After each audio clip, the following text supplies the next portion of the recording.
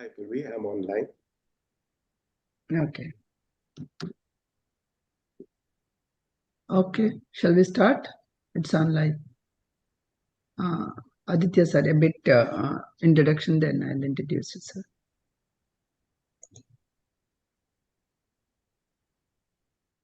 Purvi? Namaste to everyone, and very warm welcome to Veda Sampada 2026. It's a great honor and joy to welcome you to this international gathering, an inspiring platform that brings together Vedic scholars, researchers, practitioners, educators, institutions, and lifelong learners from all around the world. Today, we have assembled to explore the profound richness of India's timeless knowledge traditions and to understand their enduring relevance contemporary life. The word Sampada means wealth, treasure, or abundance. Veda Sampada celebrates the extraordinary intellectual, cultural, spiritual, and experiential wealth preserved within the Vedic tradition. Through the meaningful learning, scholarly dialogue, practice shared with the experience, this platform seeks not only to preserve this invaluable heritage but also to bring the wisdom into the present day education, well being, leadership, and everyday life. Veda Sampada 2026 has therefore been envisioned not merely as a 3-day conference but as a meaningful journey of discovery, reflection, and transformation. A journey unfolding through 3 thoughtfully designed segments.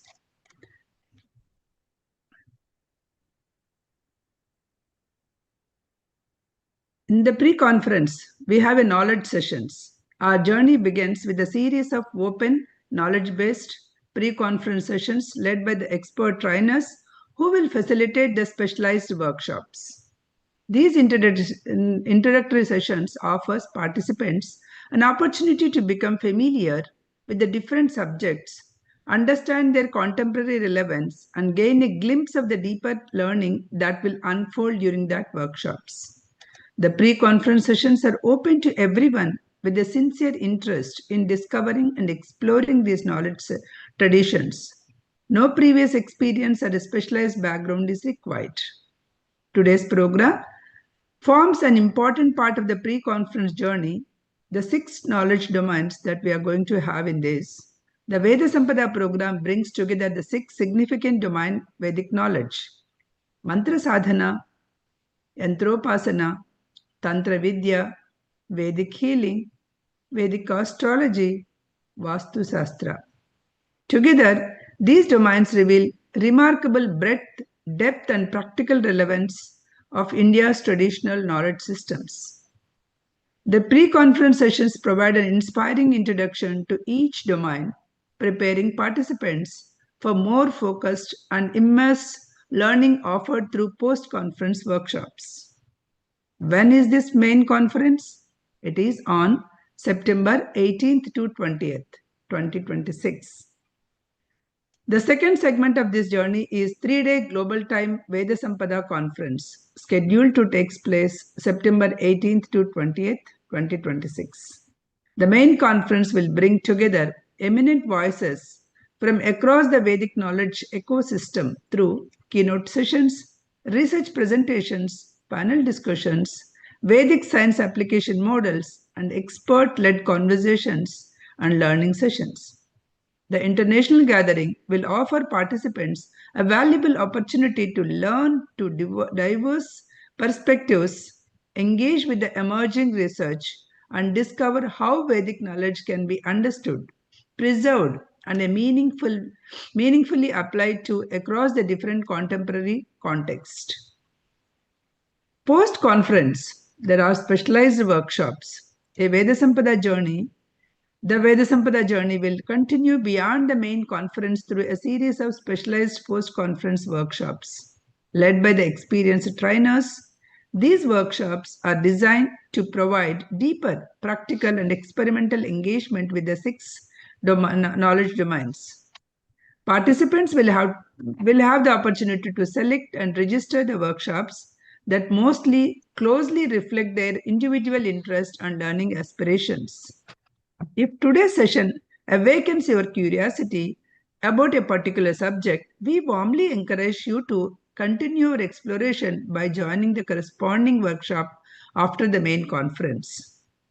Today's pre-conference session focuses began the exploration and profound transformation domain of mantra sadhana.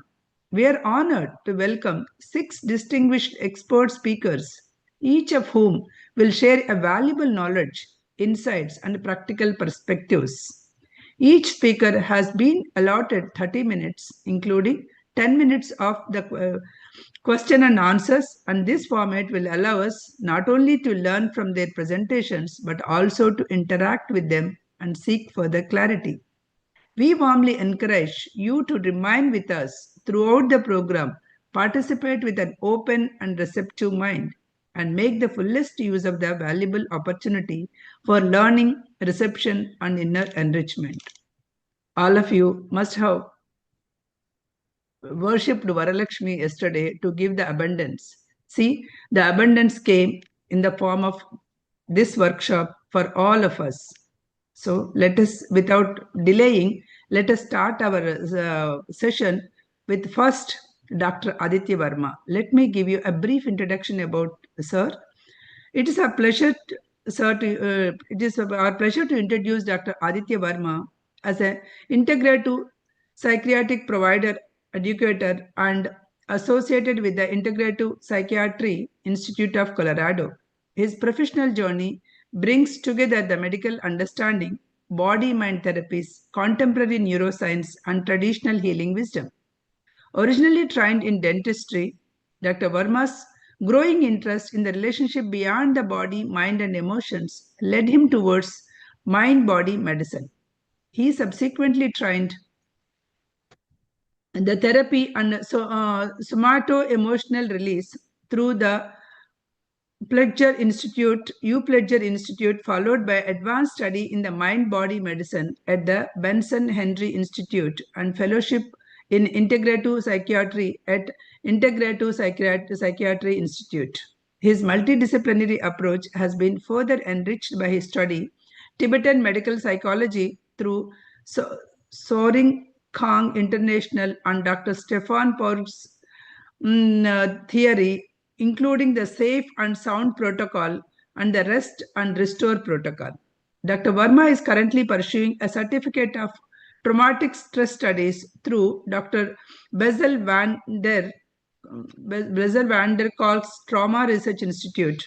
By thoughtfully integrating the modern scientific knowledge with the ancient wisdom traditions, he supports individuals in cultivating the emotional resilience, nervous system regulation, and holistic well being. Please join me to warmly welcome Dr. Aditya Verma. Dr. Aditya Verma, over to you. Namaste, everybody. Thank you, Prasanna ji, for the introduction.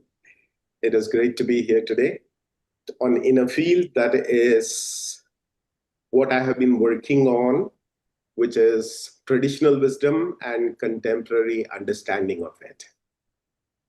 Today, I would like to share with you my understanding on one key aspect of the Vedic culture, which is Vedic chanting and yoga.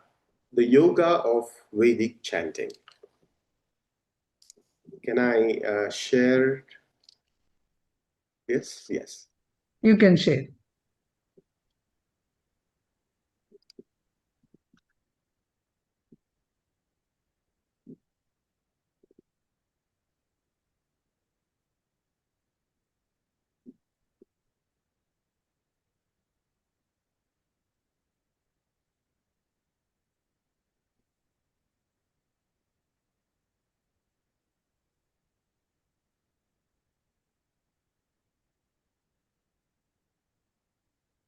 Let us start with chanting Om.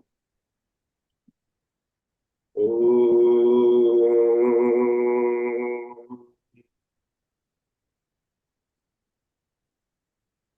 Gananantva गणपतिगुं हवामहे कविं कवीनाम् उपमश्रवस्तमं ज्येष्ठराजं ब्रह्मणां ब्रह्मणस्पत आन शृण्वन्नोतिभिः सीदसादनम् ॐ श्रीमहागणपतये नमः। ॐ श्रीगुरुभ्यो नमः। Namo Guru.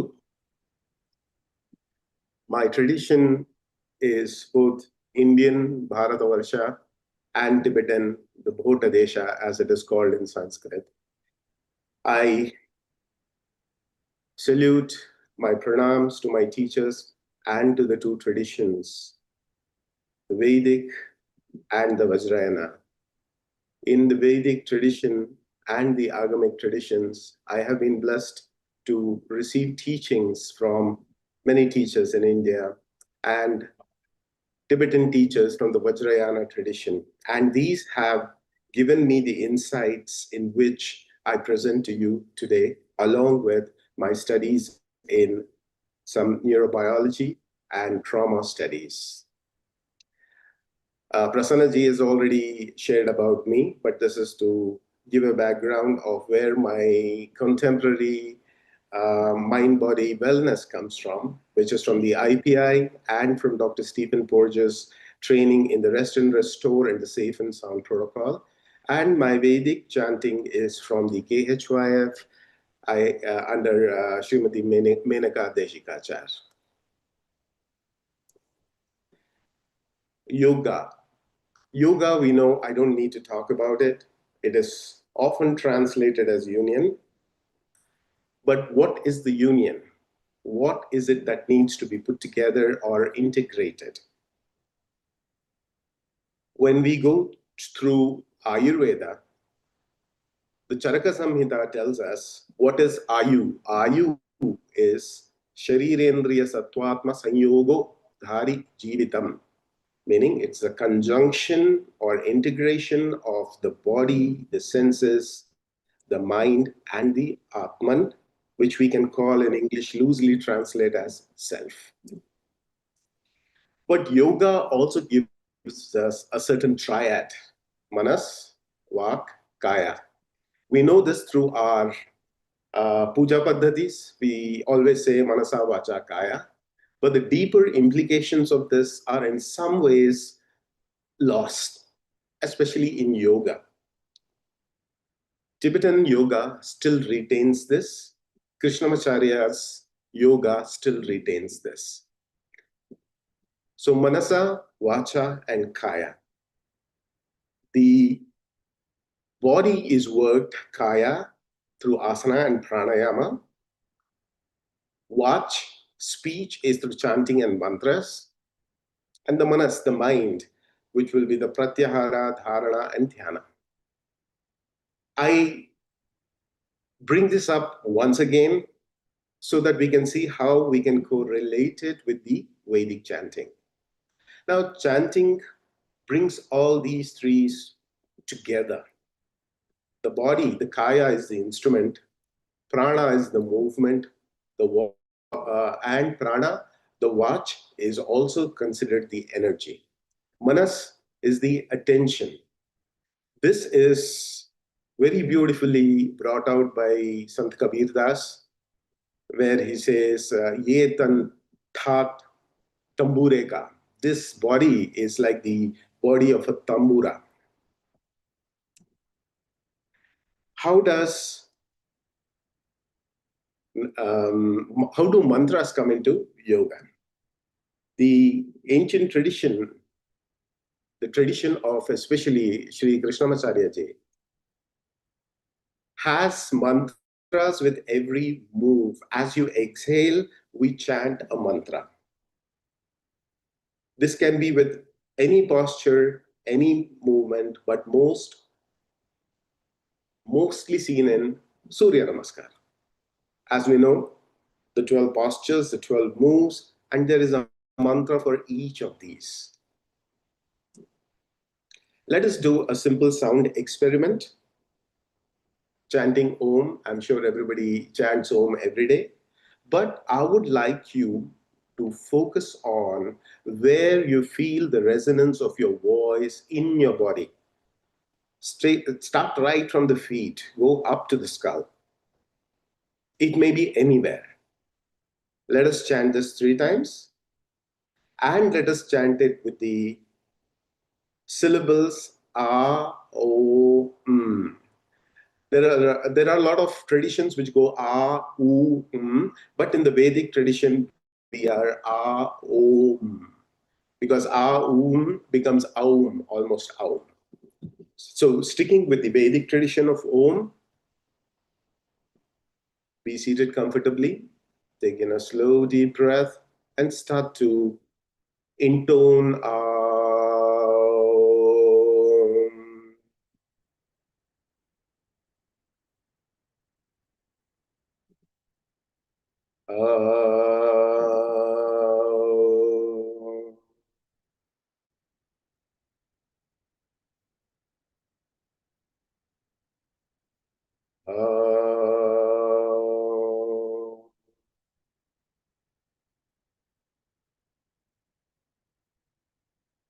this sound.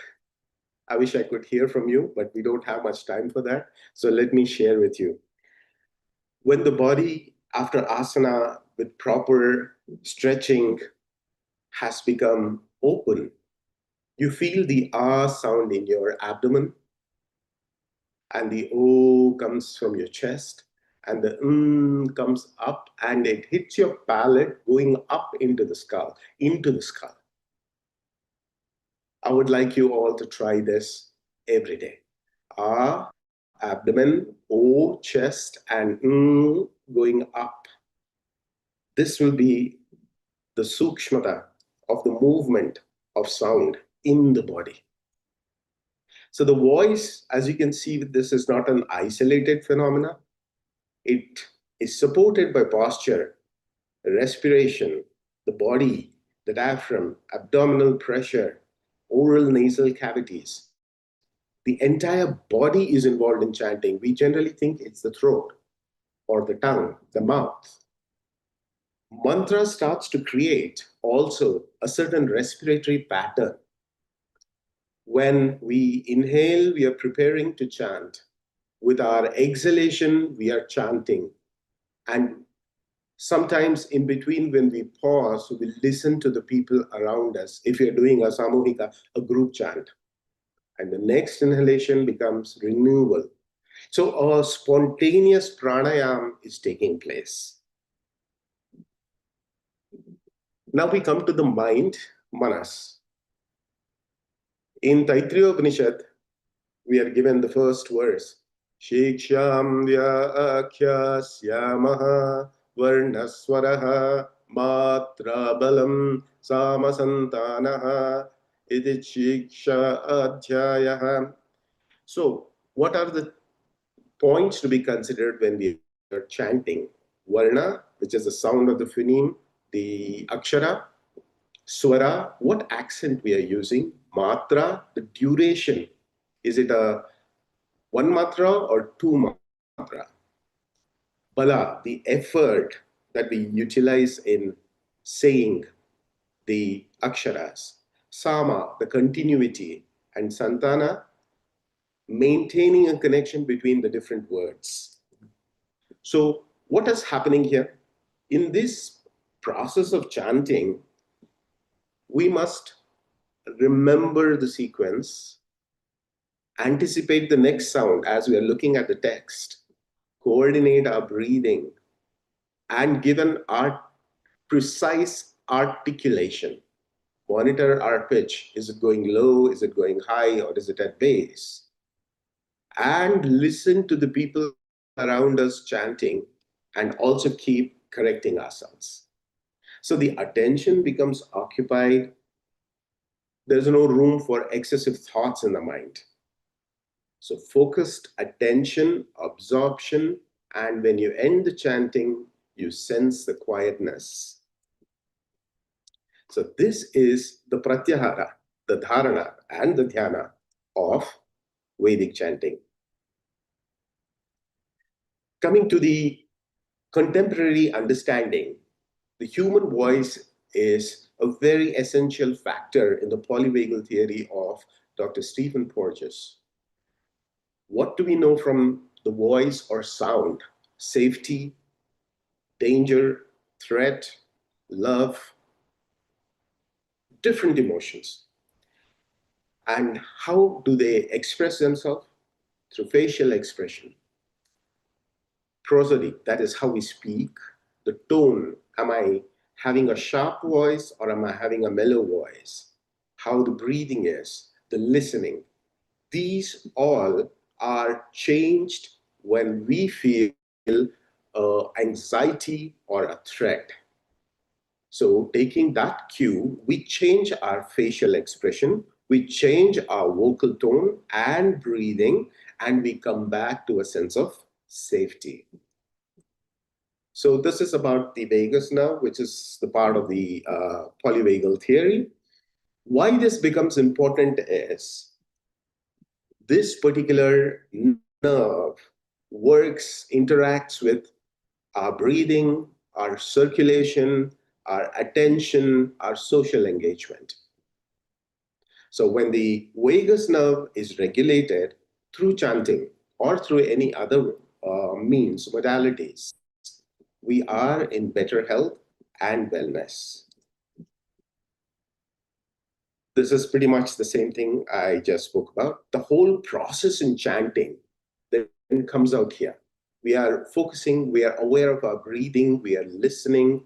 Again, a sanyoga or coherence and integration of so many aspects of our being is taking place. So a very rich sensory motor experience is created. So body, breath, senses, the mind, and speech, and awareness. If you can see, yoga and polyvagal theory are basically saying the same. Just the language is different. Now we come to what most people are very interested in, which is the mantra yoga. What is the importance of chanting? Why these aksharas? Like there is a question which goes on most of the time, that if just chanting Om or any other mantra gives me peace, why can't I chant any other word? Maybe like one or two. I can keep doing that. Yes, that will definitely bring in a certain rhythm, a certain order in the system. But here is where mantra, the aksharas, differ. Akshara, as we know, the word itself, it means that which is indestructible, akshara.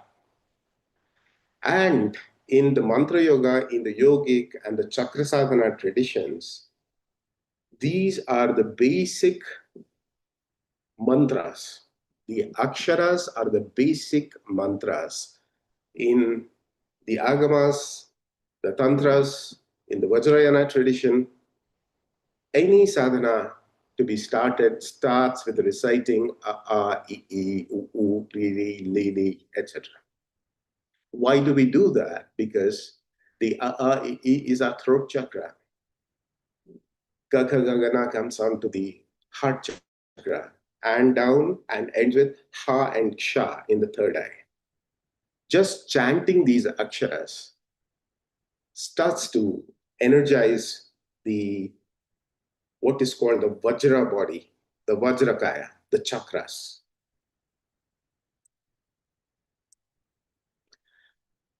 So we can see that chanting, Vedic chanting, is more than just reciting Sanskrit. We have seen the energetic applications of it with the aksharas. And when the aksharas are combined, it starts to become something like a potent combination. For example, my teacher, Srimati Menikaji, used to tell us, chant Hari Om. What is Hari Om? When we chant Ha, we are rousing, clearing up all the tensions, the negativity, the toxins in the body. Ra is the tongue touching against the palate. That is friction, and that is the fire energy, as evidenced by the Bija mantra Ram. So when we say Ha, we rouse, everything is starting to move in the system, and Ra, Hari, Hari, it all starts to burn up. And when we say Hari Hi, the Hi is throwing it all out as ash. This is a practice you can do every day. But even if you don't visualize this, it is happening in your system. That's the beauty of mantra yoga. Harihi Om. Om is again harmonizing everything. So, yes, Vedic chanting is more than reciting, more than memorizing verses or producing beautiful singing kind of sounds or rituals. It is a discipline involving shabda, sound, vach, the speech, prana, the breath or life force, manas, attention, bhava, very important aspect. Without bhava, the practice is not complete. And then we have the awareness. This is just a flow showing the entire process of moving from observation. We see the text or hear the Shruti from the Guru, and then we regulate our breath, bring our body into a posture with attention. We chant, and at the end of chanting, there is stillness, and what remains is our, as Adi Shankara said, Atma Bodha. Vedic chanting is not simply something we do with a voice. It is something we experience through the whole body. Chanting is a form of embodied meditation. Ultimately, the purpose of the whole chanting is not to become better at chanting. The whole practice is not to become perfect. It is to become more deeply present to oneself. We do not merely chant the Veda. We allow the practice of chanting to transform our relationship with body, breath, speech, mind, and awareness. Thank you. Om Sarve Bhavantu Sukhinah, Sarve Santu Niramayaha, Sarve Bhadrani Pashyantu, Ma Kaschid Dukkha Bhag Bhavet. Om Shanti Shanti Shanti.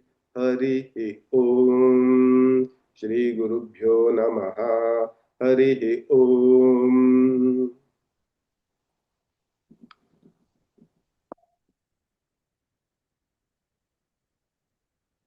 Thank you. Thank you, sir. Thank you so much for the insightful presentation and integration of the traditional mantra practice with the Tibetan yoga. You beautifully explained how the body is disciplined through asana, pranayama, the speech through Vedic chanting and mantra, and the mind through pratyahara, dhyana, and dharana. As a research scholar studying the Om chanting and its effect, I personally connected with your explanation of how mantra influences breathing patterns, regulate the vagus nerve, and brings the quietness in the mind. Your presentation showed us a transformative journey from text to sound, sound to breath, and breath to body, body to attention, and attention to stillness, and finally stillness to awareness. Mantra is not merely just the voice or a sound, it's a profound inner experience. Thank you once again for sharing your valuable wisdom with such a clarity. Namaste, sir. Namaste. Now let us take the questions that we have on your presentation. Participants, you can type your questions and we can take it up.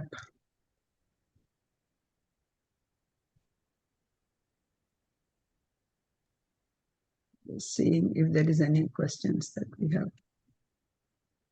Any questions, Purvi? If there's no questions, Prasannaji, you can just move to the next speaker. Yeah, Ma'am, there I'm are just questions. checking. Questions, there are questions. Yeah. Gurudev, Sir, I have a question. I have. the Q&A You are section, reading? open, you can see there are 2 questions. Yeah, 3 yeah. questions are there. The question here, I'm just reading out for you, sir. Gurudev, I have question that according to your experience, which are the 5 Vedic The mantras first that is, Gurudev, I have a question that according to your experience, which are the 5 Vedic mantras that through which the healing process is more affected?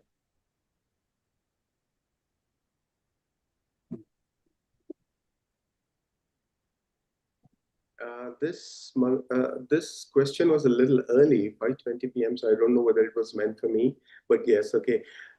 I think any mantras that you chant are going to be very helpful. It's like asking which asana is helpful. Every asana is helpful. But when we look at the healing aspect, we definitely have the Gayatri mantra, the Mahamrityunjaya, and Rudram. If you can chant the entire Rudram, that's another fantastic process. And mantras, this is, we're talking about the Vedas, but then when we come to the Agamas and Puranas, we also have the Dhanvantari and other mantras, the deities. There are many, and yes, from the Vedic part. Let me stick to Vedas. The mantra of Surya, the Surya mantra. One is, of course, we do the Om Ram, Reem, Room, Raim, Raum, Raha. Then we have from the Vedas, Udyanatya Mitra Mahaha. That is also a very wonderful one. And each of those lines apparently also help specific aspects of healing. Besides that, there are verses from the Viraja Homa from the Mahanarayana Upanishad, where we chant about Om Prana Bana Bhyano Dana. In all of this, those few verses are working on. There's one which says, may all my pranas be healed, may it be purified rather than healed, may it be purified. And then there are those mantras in the same mantra I'm talking about, where we focus on the different components, the constitution of our body, may those be purified. May the different angas, organs be purified. So if you look at Viraja Homa mantra, in that we have a few which will be very helpful towards healing and purification of the self. Thank you, sir, for answering the question. The second question is there any fixed frequency in terms of hertz at which Om is to be chanted, or it is specific to the individual chanting it? There is a lot of focus on different frequencies. They work in their own way, but you will notice that one frequency which seems to be good for me may not be good for you. That's because what is happening inside is more important. Maybe a certain frequency works for me, it doesn't work for you. So chant Om at any frequency, at any pitch. There is no issues about the frequencies. Thank you, sir. So the next question is,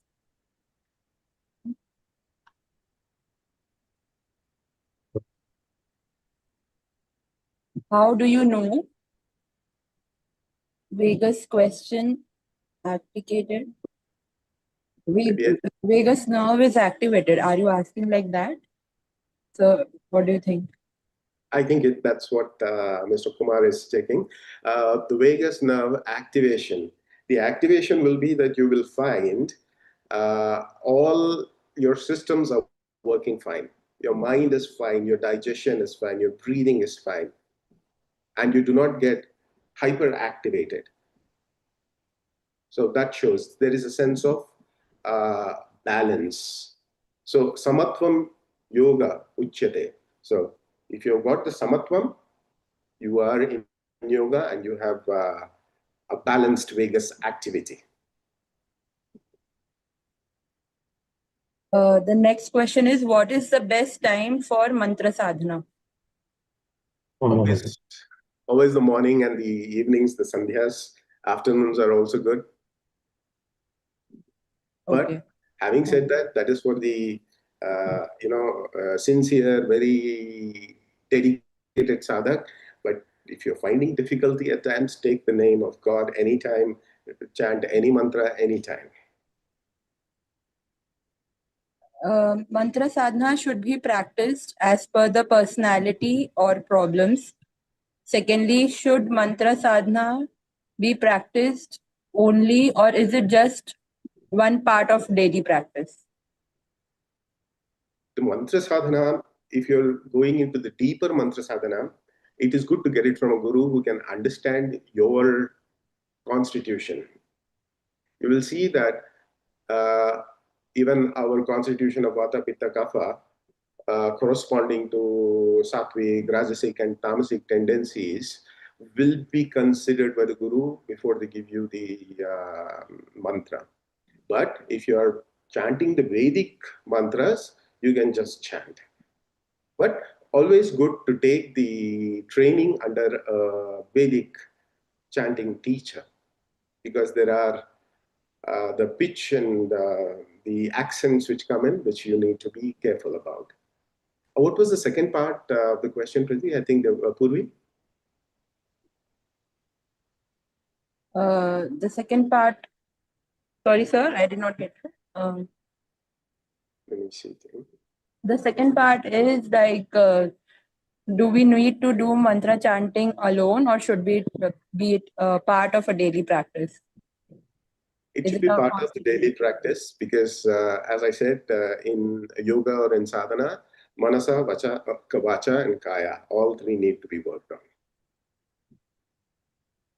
Okay. Dr. Rakesh Thakur has a question. What is the process through which the individual chanting can connect with the collective, whole as a society, and at another with the Almighty? The collective whole, a society, and at another with the Almighty. Well, if you look into the understanding of Advaita, the Almighty is everything. So if we find ourselves getting disconnected from society, we are not connecting with the Almighty. Any practice, any process, it's a good thing to do a samuhika chanting, a group chanting, where you get in tune with the other. Everybody's rhythm starts to match. And we have what is called as the limbic resonance. We start to resonate with each other neurobiologically. The brain, the limbic system becomes similar to the other person. So here we come into the collective. And as we are doing the chanting, we are connecting with the Almighty already. So it becomes a whole composite process. Okay, so we'll take up the last question now. Other questions we'll answer you through your email. So Krishna Kumar ji has a question that, sir, as you explained, mantra has positive effects it makes, but is there any adverse or opposite effect too? Please explain. Here we have to look at what mantra we are chanting and what is our constitution. If our constitution and the mantra's energies are not syncing, there can be issues. So one has to be careful on that. Maybe I'll just put up an answer for the Om question also. There was somebody who asked if we need Diksha for Om. You don't need Diksha for Om. Dhan Prapti, please chant Shri Suktam. Scientific results, we can please connect with Purvi and Prasannaji. We'll be having a workshop where I will present all of those.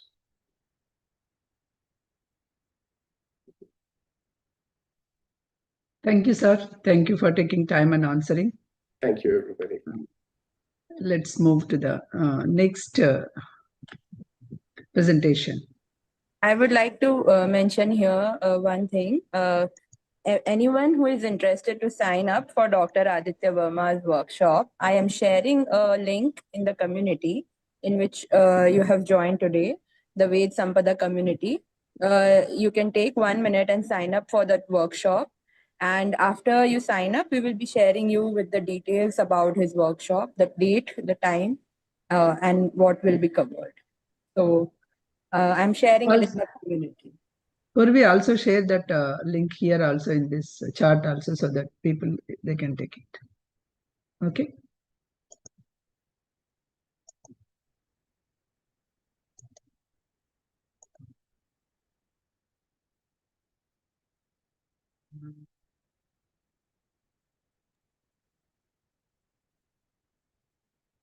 Okay. Now,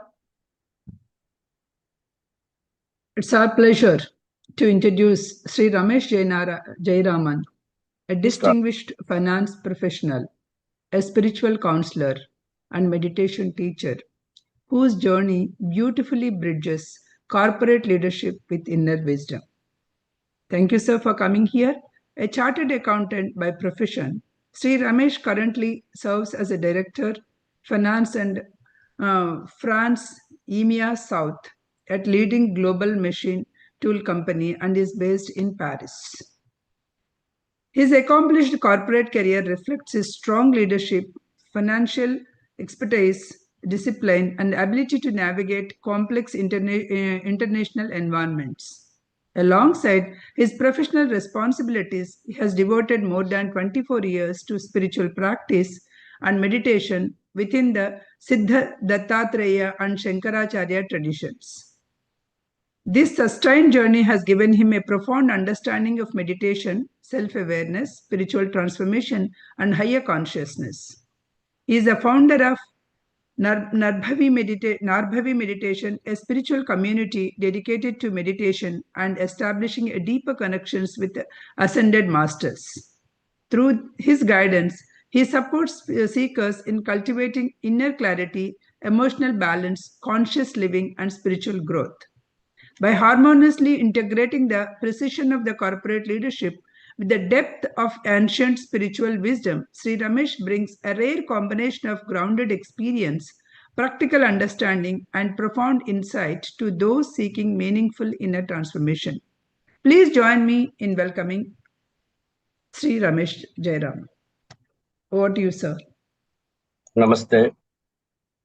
Guru Brahma, Guru Vishnu, Guru Devo Maheshwara, Guru Sakshat Parabrahma, Tasmai Shri Gurave Namaha. Tvameva, Tvameva, Tvameva. It's a great pleasure to connect with all learned scholars, participants.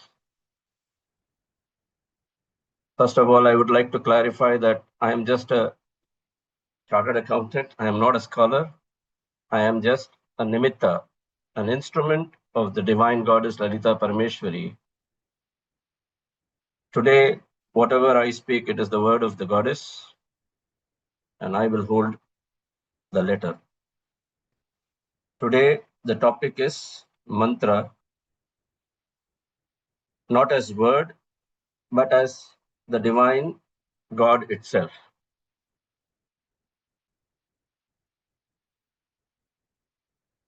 So, coming to the next slide, it is, what is mantra? It is manna trayate iti mantraha. That which protects by being contemplated. It is not japa, it is contemplation of a mantra. Our great rishis gave a definition, mananat trayate iti mantraha. That which protects by being remembered, not chanted, remembered. It's like a child's mother's name protects even when the mother is far away. Child in fear does not need to see the mother, only says, Ma, that is enough.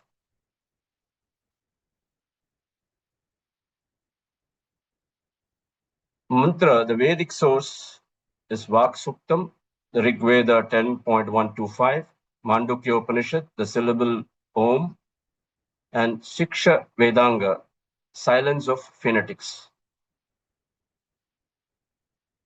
So, Vak Suktam in Rig Veda says Vak is first. Sound creates. Mandukya Upanishad says Om is all pervading. Past, present, and the future. Shiksha Vedanga says how to pronounce matters more than what you say.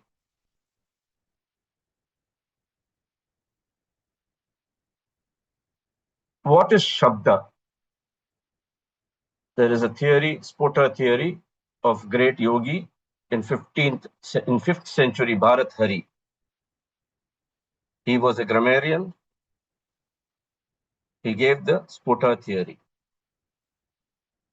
He said a word has two parts. One is sound that dies in the air. Second is Spota, that which bursts like this, it bursts inside. Mantra does not work on sound. It works on spota, like seed bursting inside. You hear the sound outside, but mantra flowers inside. Most of the mantras are in Sanskrit. Why Sanskrit? It's the language of God. Sanskrit is not talk. It is an instrument to tune. It is like Veena, where you have exact frets. When you play Veena, there are exact frets. If you move one fret, the raga breaks. In the same way, the 50 letters of Sanskrit are 50 petals of chakras inside our body, exact placement. They say your crown chakra has 1,000 petals, but these 1,000 petals are comprised of 20 petals, 20 rays for each akshara of Sanskrit. That's why we say Lalita Sahasranama, 1,000 names of Lalita are nothing but the 1,000 petals. So when you chant Lalita Sahasranama, you are chanting and activating the 1,000 petals in your crown chakra. Now we come to the Bija mantras. What are Bija mantras? Bija means seed. These consist of few examples I'm giving. Aim, Hreem, Shreem. You can't exactly translate this into meanings. They are like executable codes. You cannot translate a code, you just run the code. Like DNA is not isolated, it expresses. DNA also cannot be translated, it just expresses. Same way, Bija expresses inside you. You don't need to understand seed. Seed knows how to become a tree. Now, I give you 5 mechanisms of a mantra. How does a mantra work? There are 5 simple points. 1, acoustic entertainment. When a sound repeats, brain wave starts to follow, like a train following track. The mind starts to become extremely steady. Second is breath sound coupling. When you chant a simple bija like I'm, your breath becomes long. We will test it. I will prove you with a practical demonstration when we come to towards the end. Long breaths tells the nervous system you are safe. So body automatically relaxes. See, remember, our ancient rishis have given the breath, you have 21,600 breaths in a day. So if you are inhaling and exhaling more than 21,600 breaths, you exhaust your life.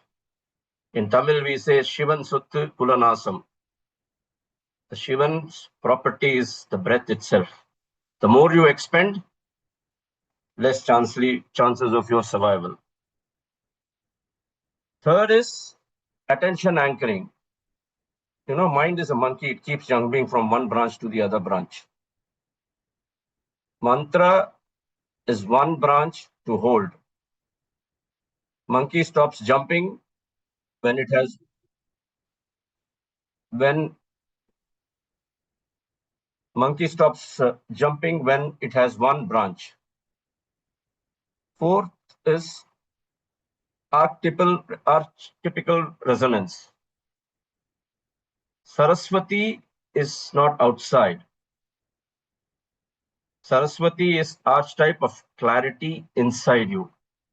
When you say I'm, you call that clarity inside. And the last but not the least is vibrational resonance. Our body comprises 70% water. Sound vibrates with water.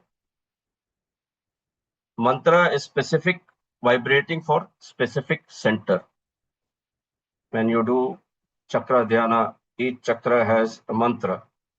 And when you chant a proper mantra, even the water starts to resonate. This has been proved by a Japanese scientist. You can Google search.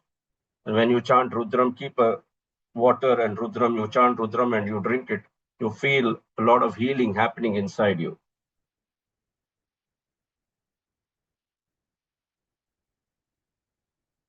Now, there is a neuroscience studies, as somebody asked in the previous question, fMRI studies have done.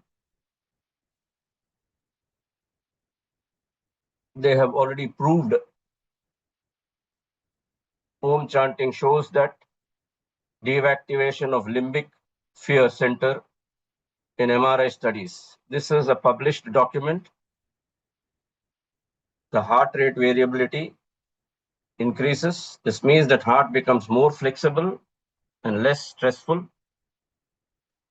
Vagus nerves automatically starts to stimulate. This is rest and digestive nerve. And default mode network quietens. Same as what happens when you do meditation in MRI studies. I'm not claiming miracle, but we are showing what can be measured in scientific terms.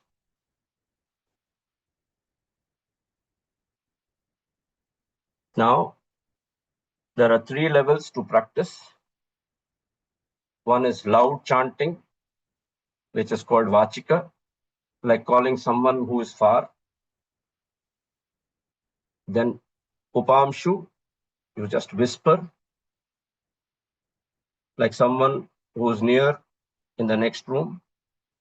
And the last one is Manasika, mental, like calling someone inside your heart, no movement of lips, nothing. It is said in Kali Yuga, our Shastra says the most effective is the mental worship. It's most powerful. Kali lives in noise, and silence defeats Kali.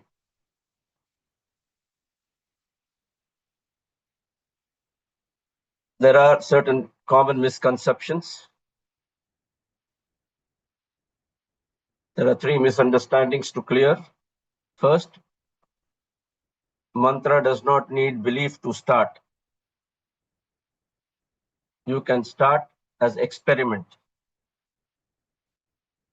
You don't need to be proficient in Sanskrit to start. Mother's name works even when the child mispronounces. Third, it does not need understanding first. Understanding will automatically come after practice, not before. Now, ethics of transmission. Always remember, mantra is always given. It is not sold. It is like lamp lights a lamp. It is not a product. Transmission matters. It is to come from a guru to a sishya or somebody who is enlightened to another person. It is by touch of flame, they call it. So if you receive a mantra from a teacher, give it a lot of respect because it is alive, it is living, and it is not a commodity. Now, the 40-day protocol. For those who want to test, now we will do a 7 minutes. Take the mantra, 7 minutes, same time, same place, 40 days. Don't measure daily. Don't check daily. Is it working? Is it not working? Measure after 40 days. That is the science protocol. Now, let's keep all the theory, all the talk aside, and we can test one syllable today. For next, I want your undivided attention for next 7 minutes. That's it. Nothing more, nothing less. I want all of you to sit straight, remove your specs, close your eyes. And any mantra you chant, Bija, there is an 8-second theory. You know what is an 8-second theory? Suppose I chant Hreem. We will chant like this. Normal person will chant Hreem.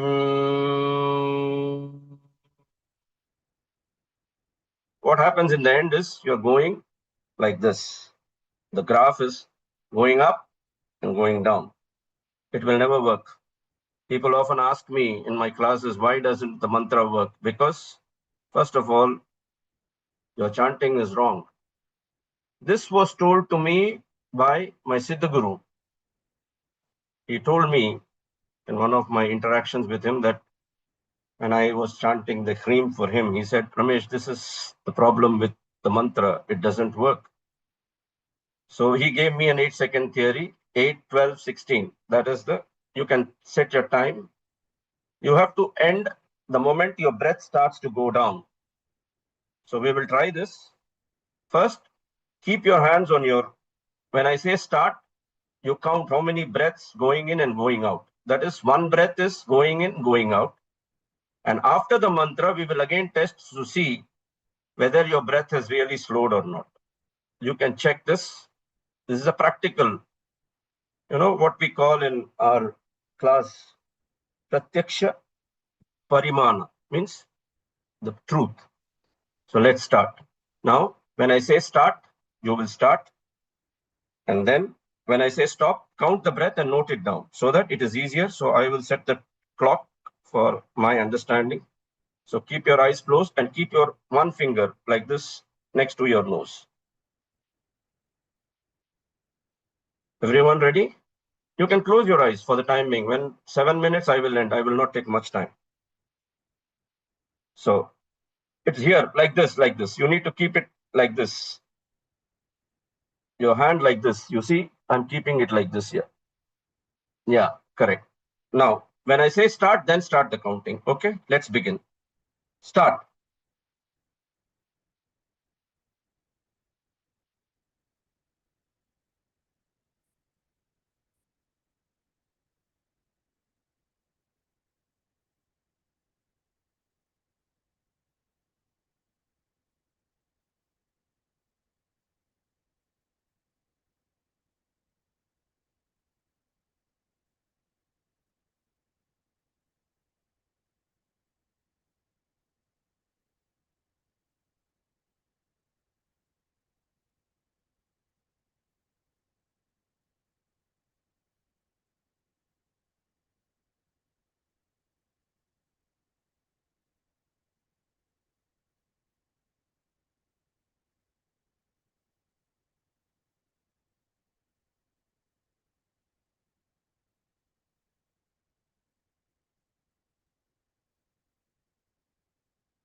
Stop. Now you note it down. Let's begin. So now keep your eyes closed. I want you to inhale for 4 seconds and exhale for 6 seconds, 3 breaths.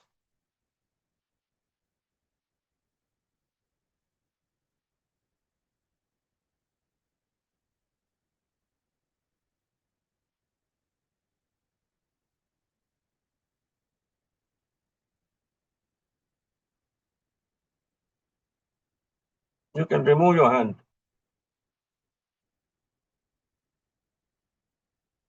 Take deep breath. Inhale, expand your stomach. And as you exhale, contract your stomach as back as possible. Take deep breath. Inhale. Let go. Inhale. Let go. Inhale. Let go. Now, I will chant the mantra 9 times in loud, 9 times whisper, 9 times you need to chant internally. When I chant loudly, you also chant loudly. When I chant in whisper, you chant whisper. And last 9, just remain silent. That's it. So let's begin.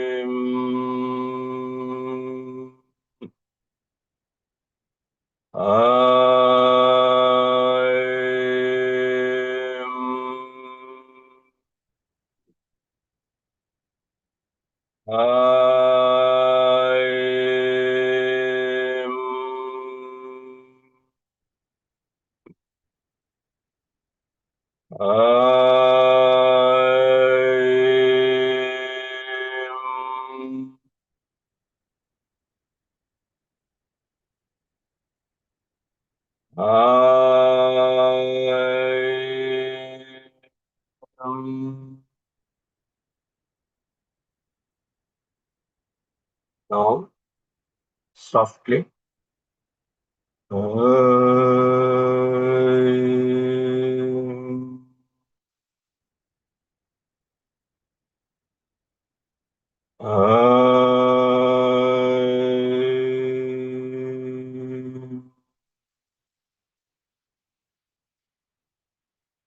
Inhale deeply, and as you exhale, chant the mantra.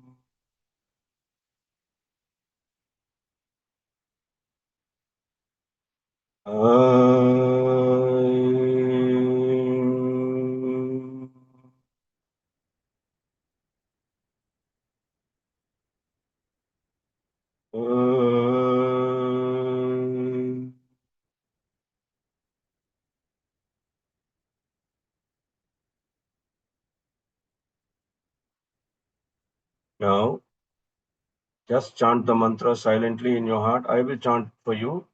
You can chant silently, no movement of lips. Just chant it in your heart center.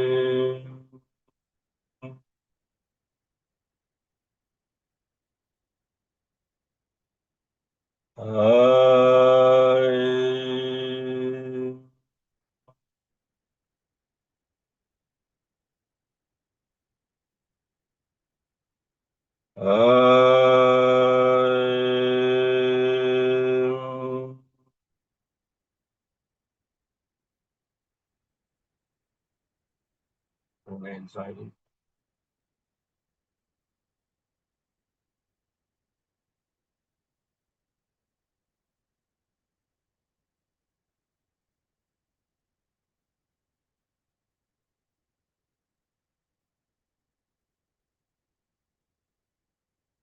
Now gently open your eyes.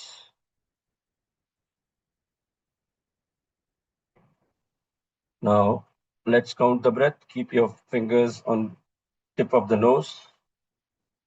And when I say start, we'll start. And see what is the distinct. So let's begin. When I say start, we'll start. Start.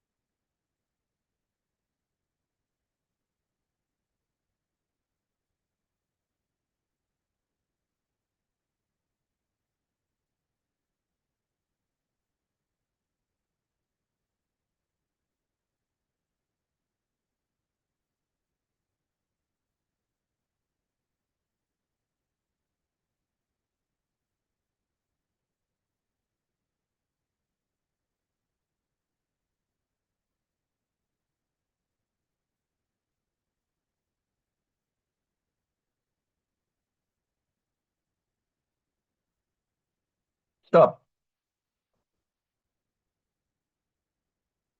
So what is the count? You can write it down. You can see what has been the difference. How many of you felt breath count reduced? Earlier, if it is 15,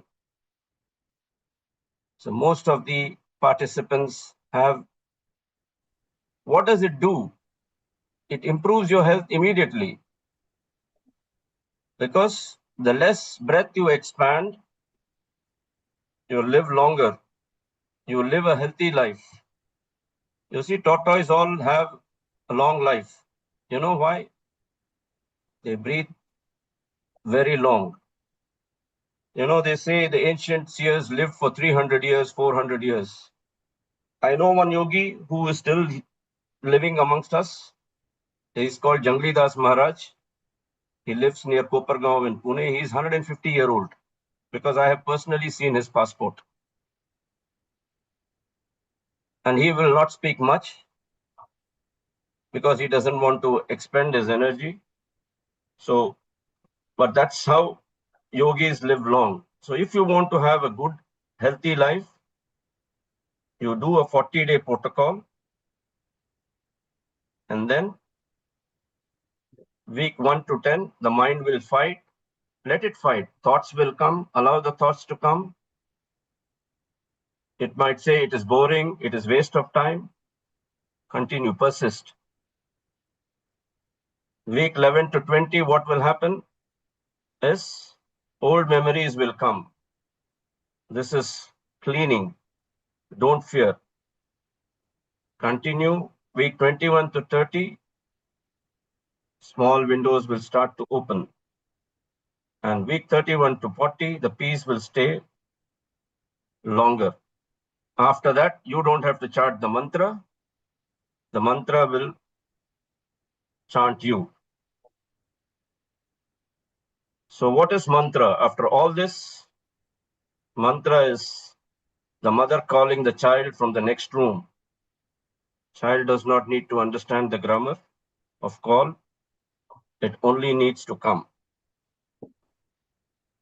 So I end my session here. Whatever questions you have, you can send it to Purvi because there are other speakers who are waiting, and I will answer every single question.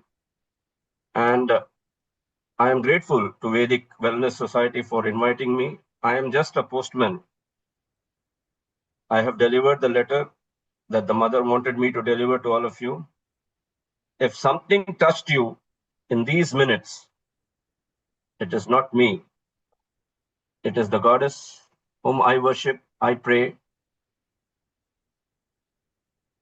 that is done to you. If there is any mistake from my part, it is my mistake. Mispronunciation, it is me, nothing to do. Everything I place at the goddess's feet. I thank you all once again. Tvameva, tvameva, tvameva. Thank you, and thank you. You have, my number is available. If anyone wants to contact me, you can text me or message me on WhatsApp. I will certainly answer because most of the time I do answer. I have my own disciples who are in this program. I'm not calling disciples, I travel with them. Actually, I'm not a guru, so please don't mistake me for a guru. I'm a fellow traveler like anybody else. Whatever experience I get, I share it with the people. For us, the guru will always remain the goddess and the great siddhas who before us have given all this for free of cost. So please, if it has touched you, write to me. I will be more than happy to share your experience and talk to you. Thank you all.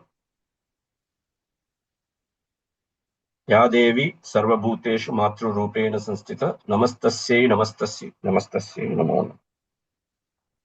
Thank you. Thank you, Purviji. Thank you, sir. Rashmiji. Thank you. Thank you, sir. Purvi, you can stay. You can share the form while I'm thanking sir. Thank you, sir. Thank you. Our heartfelt thanks for your profound session on mantra chanting from Vedic tradition.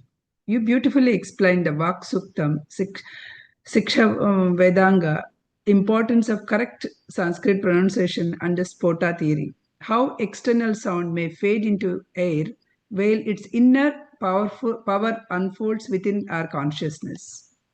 Your connection between the 50 Sanskrit letters and 50 subtle petals of the body, as well as the 1,000 names of Lalita and the 1,000 petals of Sahasrara, was truly enlightening. Your explanation of Bija mantras, their influence through breath sound coupling, attention anchoring, acoustic entertainment, and vibrational resonance was deeply insightful. You beautifully reminded us the mantra is given, not sold. Just as one lamp lights another without losing its own radiance, a mantra is transmitted from one consciousness to another. Therefore, we must always receive, practice, preserve its reverence. Like a seed that naturally knows how to sprout when it receives water and sunlight, we need not fully understand how mantra works within us. Our responsibility is to chant it correctly, consistently, and devotionally.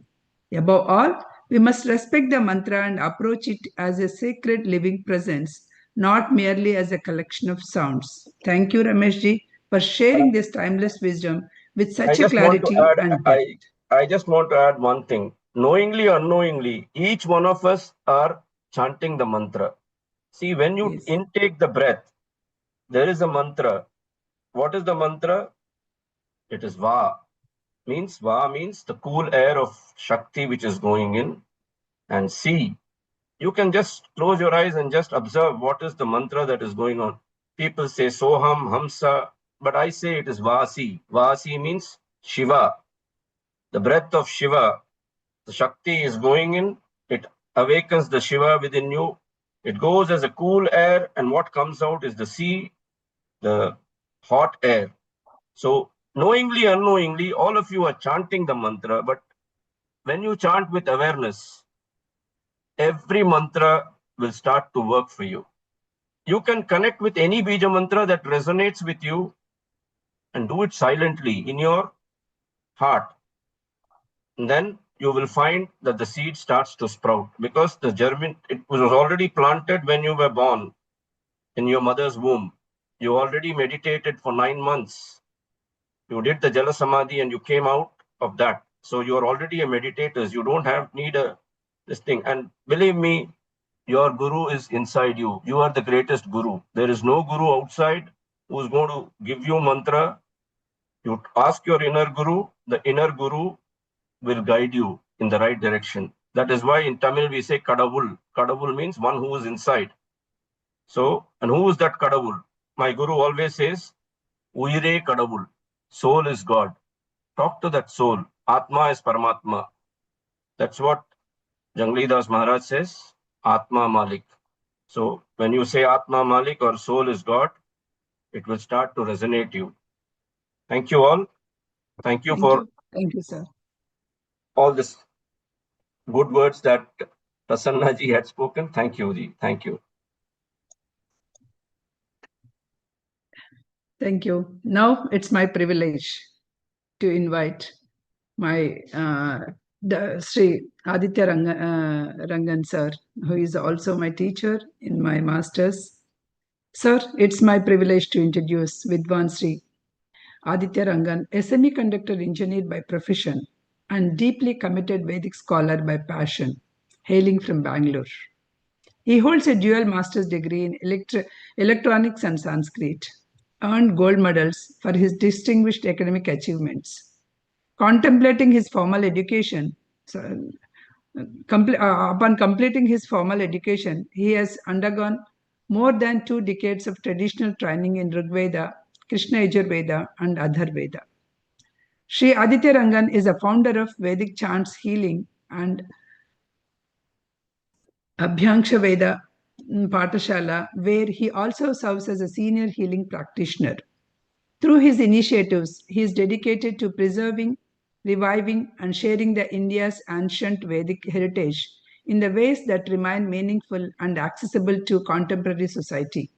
He specializes Sanskrit, prosody, Chandas Sastra, as well as Vedas and Vedangas. A gifted Sanskrit composer, he has created more than 100 devotional hymns dedicated to the various deities and has received recognition and appreciation from several respected Vedic muttas. His artistic accomplishment extended to Carnatic music. As a trained Carnatic vocalist, he has rendered several spiritual albums and regularly delivers lectures and discourses on a wide range of Vedic subjects. His research interests encompass the Vedas, mantra and Vedic chanting, mudra therapy, music, and healing. Through this interdisciplinary work, he seeks to build a meaningful bridge between ancient wisdom and modern scientific understanding. Sri Aditya Rangan also serves as a faculty member and heads the Department of Vedic Sciences at Vedic Wellness University, where he continues to inspire students through his scholarship, traditional training, research orientation, and devotion to Vedic knowledge. Please join me warmly welcome Vidwan Sri Aditya Rangan sir. Thank you, sir. And over to you. Thank you so much, ma'am. Thank you for the wonderful introduction, extensive introduction, I would say. Ashesha Karuna Sindhum Ashritam Shishya Sammukhaihi Arsha Vidya Pradataram Sheshadri Gurumashrayi Asmad Gurubhyo Namaha Harihi Om. I would, with your permission, share my screen for today. Please confirm if it is visible. Yes, sir. Okay, thank you, ma'am.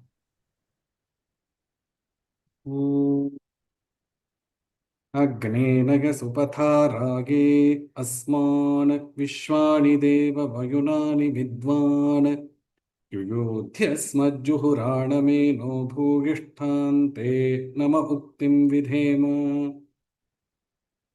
Namah Sabhayi, Namah Sabhapatibhyascha. It is indeed a great pleasure to be part of this pre-conference session event on Vedic sciences. My topic for today is Healing through Vedic mantras, the sound prescription. So already Prasanna ji has given an introduction about me. So I'm just showing my interest mainly deals with bridging modern science with ancient wisdom, the wisdom of Vedas. Agenda for today is we go through the objectives, background and motivation to learn Vedic mantras and also understand healing through Vedic mantras. Why Vedic mantras specifically? One example session, workshop and key benefits, conclusion. The objectives of this session is to understand what is health and lifestyle as per Vedas, the role and importance of Vedic mantras in our day-to-day life, specifically for health and wellness, application of mantric incantations in our daily routine. So the background and motivation as you observe in the PPT, Vedic mantras are not just statements as the previous eminent speakers already mentioned. They are rooted in phonetics. The very fact that Veda mantra itself states, Akshare parame vyoman yasmin deva adhivishve nisheduhu yastanna Veda kimrucha karishit, which means in the aksharas, that which cannot be destroyed, the syllables, the devas themselves, the divinity itself resides in various forms. It's an ancient acoustic science, therefore. All sounds are precise. They have specific matras. They have specific ways of recitation. Therefore, divinities exist in different forms, frequencies, and formats in each of these syllables. Second concept is about Shabda Brahma, power of vibration. When we interact with people in our day-to-day life, right? When you want to wish a random person, your friend or your family member, etc., you would say, hi, good morning, how are you doing? And if the response from the other end would be positive, it would sound something like, yeah, I'm doing great. Or if they are less than positive, something negative, they'll say, yeah, I'm okay. You see, there is always vibration when it comes to speaking. It could be any language, irrespective of any language, any culture, etc. So, based on the information that is processed, you get to know that whether the person is happy, sad, angry, etc. Which means there are vibes that are connecting through language. And the root of all languages, of course, is Sanskritam. And the root for Sanskritam itself are the Vedas. Therefore, Vedas, being considered the very emanation of breath of Brahman, Supreme Brahman, are known as Shabda Brahma. And this tradition of Vedic knowledge has been passed through the Guru Shishya lineage. Therefore, it is known as Shruti, which is oral tradition. There were not books or any kind of digital material, of course, during the ancient period. Mantras were taught not for money, but for imparting wisdom. They were taught in the Guru Shishya lineage for a period of 12 years or so. And it was taught through the mouth, mukhena shrutva, through the mouth, through the ear. Therefore, they are known as Shruti. And it is a great blessing that these have been transmitted and still preserved over ages, because Vedas are considered to be eternal, anadi, sanatana, ananta, anantavai Vedaha. But still, giving a proper date, they are more than 5,000 years old, and the same tradition has continued till today. Therefore, this acts not just as statements, not just as mythical incantations, but actually science behind it. Of course, in detail, as explained in the previous sessions by our previous eminent speakers. Why should Vedas be learned? First and foremost important is life is so fast. This world is running at a very high speed. There were times when we had, keypad mobile phones, and now we have touchscreen mobile phones, and then technology is much more important, involving and going forward to the field of robotics, which means we as humans are unable to keep in pace with the fast moving world. Therefore, there is lot of noise, lot of impact because of various, fast running technologies happening, which causes stress on the mind. So in order to calm our whole system, Vedic mantras are an antidote. The second one is about talking beyond therapy. What does this mean? Current generation, since 10 to 15 years, we have been seeing that there has been increasing amount of people who are going into therapy because of different kinds of stress. Stress caused due to nausea, sleeplessness, insomnia, or sleeplessness. It could be because of work pressure, because of emotional problems like panic attacks, trauma, or even overthinking. So these are all caused due to various physical aspects also. There is also a connection between the gut and the emotional quotient of an individual.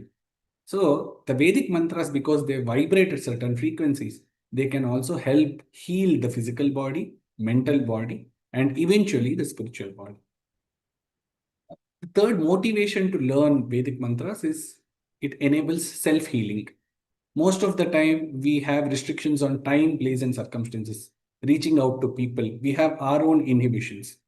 But the moment you start learning Vedas and understand the process of healing through Vedic mantras, then you will be able to self-heal yourself, not just yourself, but also people around you. So you connect to people, there will be good social relationships with people. And it also connects to your ancient tradition and culture, thus continuing this wisdom to the next generation. What is Vedic mantra healing? Does it mean that it is just like you chant some mantras and then you feel some mystic experience? Of course, yes, it is based on experience, but it also has 5 basic ideas which can be decoded as follows. First and foremost is your voice itself is an instrument. As Sri Jayaramanji just mentioned about the Aim exercise, you see here Bija mantras. Bija mantras are obtained from the tantric works. Similarly, Vedic mantras have swaras associated with them. Udatta, Anudatta, Dirgha Swarita, Gadha, etc. They have to be chanted in a specific way in order to imbibe the energy inside you, inculcate the energy, rejuvenate the energy. Now, for this, there was a question that was asked: should it be chanted at a specific frequency? Not at all. Your own voice generates the frequency when it matches the intonations of the Vedic mantras. That creates a healing effect on your body, mind, and soul. The second one is riding the wave of sound. Sound waves carry energy. Sound is a very good source of energy, carrier of energy that we have seen in our physics textbooks, right from high school. So there is transmission of energy between molecules around your area. Each individual is surrounded by an electromagnetic force, and these EMFs are capable of changing the EMF of the other person, other individual standing next to you. That is why you feel very good when you come close to spiritual gurus or eminent people, famous people, something like that, because that is the aura. So sound as a wave carries the aura of the Vedic chants. It involves effortless meditation. Manaha markata iti. There is a statement which means this mind is like a monkey because there are humongous amount of thoughts that keep on vibrating in your mind. You keep on jumping from one thought to another thought. Now, yoga says that chitta vritti nirodha has to happen, which means the mind has to be controlled. It is very difficult sitting in a place and then calmly trying to meditate on something. That itself is difficult. But as Sri Aditya Verma ji mentioned in his first session, chanting of mantras makes your vak, kaya, and manas, the mind, body, and speech, go in sync with each other, become coherent with each other. Therefore, that leads to effortless meditation by itself.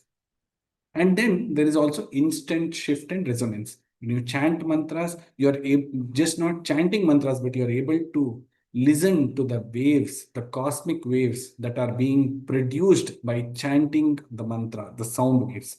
That will enable that it harmonizes your physical, mental, and spiritual body. Let's go to healing in Vedas. When you see. First important aspect of healing in Vedas I would like to make here is about focus frequency, cognitive clarity. You will be able to see improvement in your cognitive abilities as and when you start chanting Vedic mantras.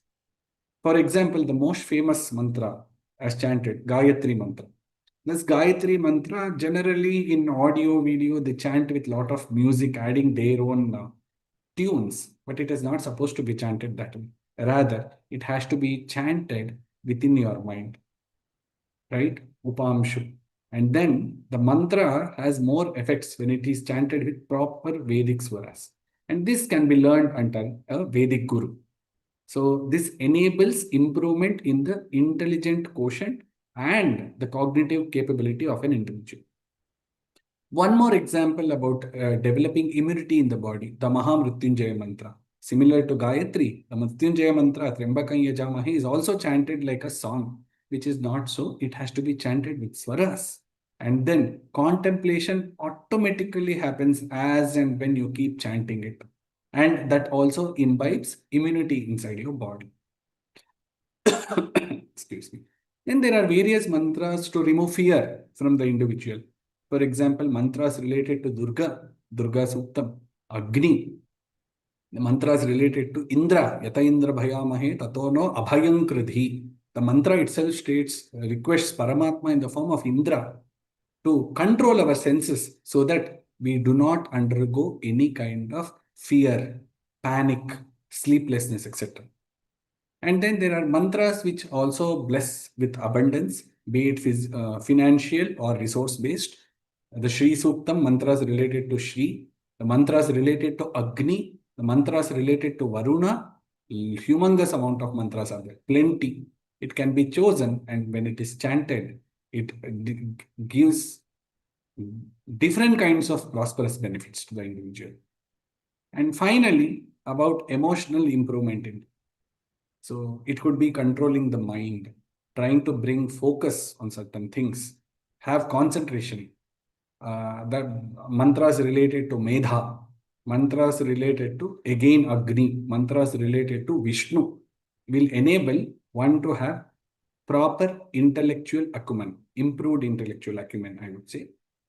There are mantras related to Rudra, which are supposed to enable the individual with better emotional behavior when it comes to interacting with each other. One simple mantra that we all know is Sahana Bhavatu mantra. That mantra is used to mend the relationships between individuals, between parents and children, between husband and wife, between employee and employer, boss and the one who is employed under the boss, etc. So these are some examples of healing remedies in the Vedas. Now, I would like to have one session, so you can also connect to your earphone. These are two examples, just 2 minutes audio of mantras recited along with certain music. This music I have chosen because I specialize in a kind of yoga known as, which involves mantra, mudra, and music. So I have chosen two mantras from the Vedas. One is a Shanti mantra and another is Sarpa Sukta. Recently, we have celebrated Naga Panchami. So I would like to play this. So I also request you to plug in your earphones if you have it handy so that you will be able to feel the effect. The music has been generated at specific frequencies, 432 Hertz, then 777 Hertz, and there is one more frequency, 1111 Hertz. So that will induce a lot of positivity in them. So I shall play the first Shanti mantra now.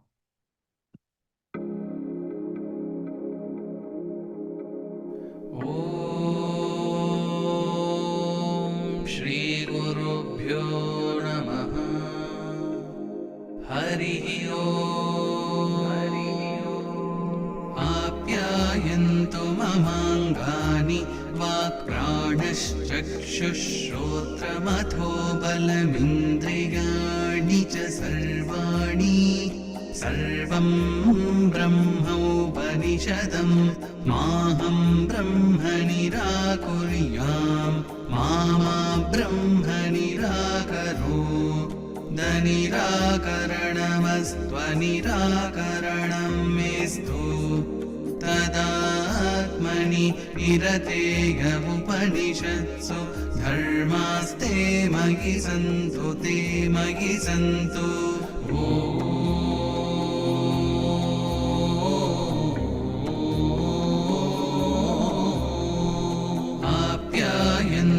ममाङ्गानि वाक्प्राणश्चक्षुश्रोत्रमथो बलमिन्द्रियाणि च सर्वाणि सर्वं ब्रह्मोपनिषदं माहं ब्रह्म निराकुर्याम् मा ब्रह्म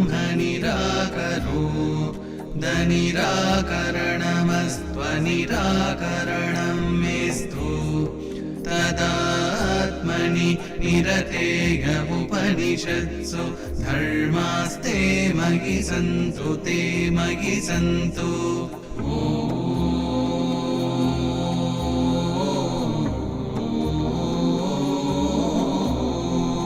आप्यायन्तु ममाङ्गानि वाक्प्राणश्चक्षुश्रोत्रमथो बलमिन्द्रियाणि च सर्वाणि सर्वं ब्रह्मोपनिषदं माहं ब्रह्म निराकुर्याम् मा ब्रह्म निराकरणमस्त्वनिराकरणं मेस्तु तदात्मनि निरतेय उपनिषत्सु धर्मास्ते मयि सन्तु ते मयि सन्तु ॐ शान्ति शान्ति शान्तिः. So this is a Shanti mantra which is chanted in the Krishna Yajurvediya style. This mantra appears in both Rigveda, Krishna Yajurveda and Shaunaka Shakha of Atharva Veda. The second mantra is from the Sarpa Sukta, which is commonly chanted. So I will be playing it now.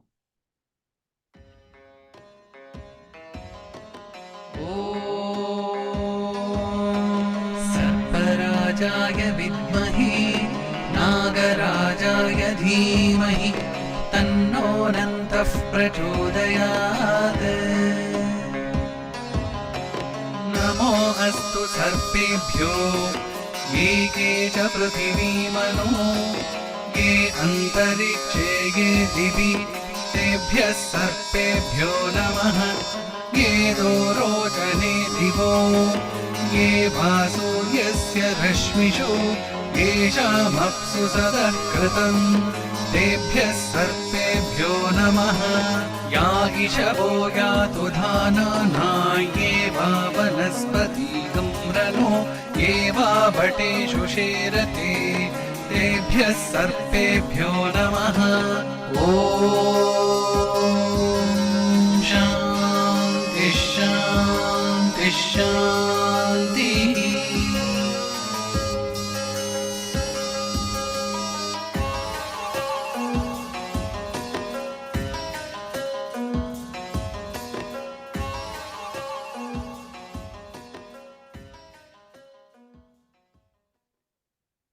Thank you. So these are just two examples of the humongous amount of mantras, plenty of mantras that we have in the Vedas. So certain mantras have certain healing aspect. For example, the Sarpa Sukta, when chanted regularly for a stipulated period of time, will enable the person to come out of the Kala Sarpa dosha. The first mantra, Shanti mantra, Apyayantu Mamangani, ensures that there is proper connection between the mind, speech, and the actions, because most of the people in today's generation, we all suffer with that. We are unable to articulate what we think, and then that goes in a different direction. So these are two healing mantras as examples that I wanted to show. Now, why Vedic mantras? Of course, in the previous session, although the Sarpa Gayatri mantra is not from the Vedas, it is from the Tantras. It's just a mix of Vedas and Tantric mantras. I think one of the previous eminent speakers, they spoke about, okay, why specifically Vedas mantras should be chanted? Why not just some random statement? Of course, in today's generation, they are talking about the theory of affirmation and manifestation, talking positive things to yourself so that it will imbibe energy. So that is at a very human level of consciousness. But Vedic mantras are a divine level of consciousness. We need to elevate our level of consciousness. When I say level of consciousness, what does that mean? It is very simple. The kind of consciousness that an ant has is different from the kind of consciousness a dog has. And the kind of consciousness human has is different, right? Human is the most evolved species among different animals that we talk in modern science. So beyond human level, there are different levels of minds, super mind, supramental mind, etc. So we need to elevate ourselves to that level, and Vedic mantras considered to be the breath of Parabrahman himself will enable us to travel at that level of consciousness. The first reason, countering digital fragmentation. We see Instagram, Facebook, etc. There are a lot of information available on social media. Even AI has come. But the problem is, since there is a lot of information and the time limit for each of this information is few seconds to few minutes, the brain, in order the sustainable capability of brain to remember things is lessened.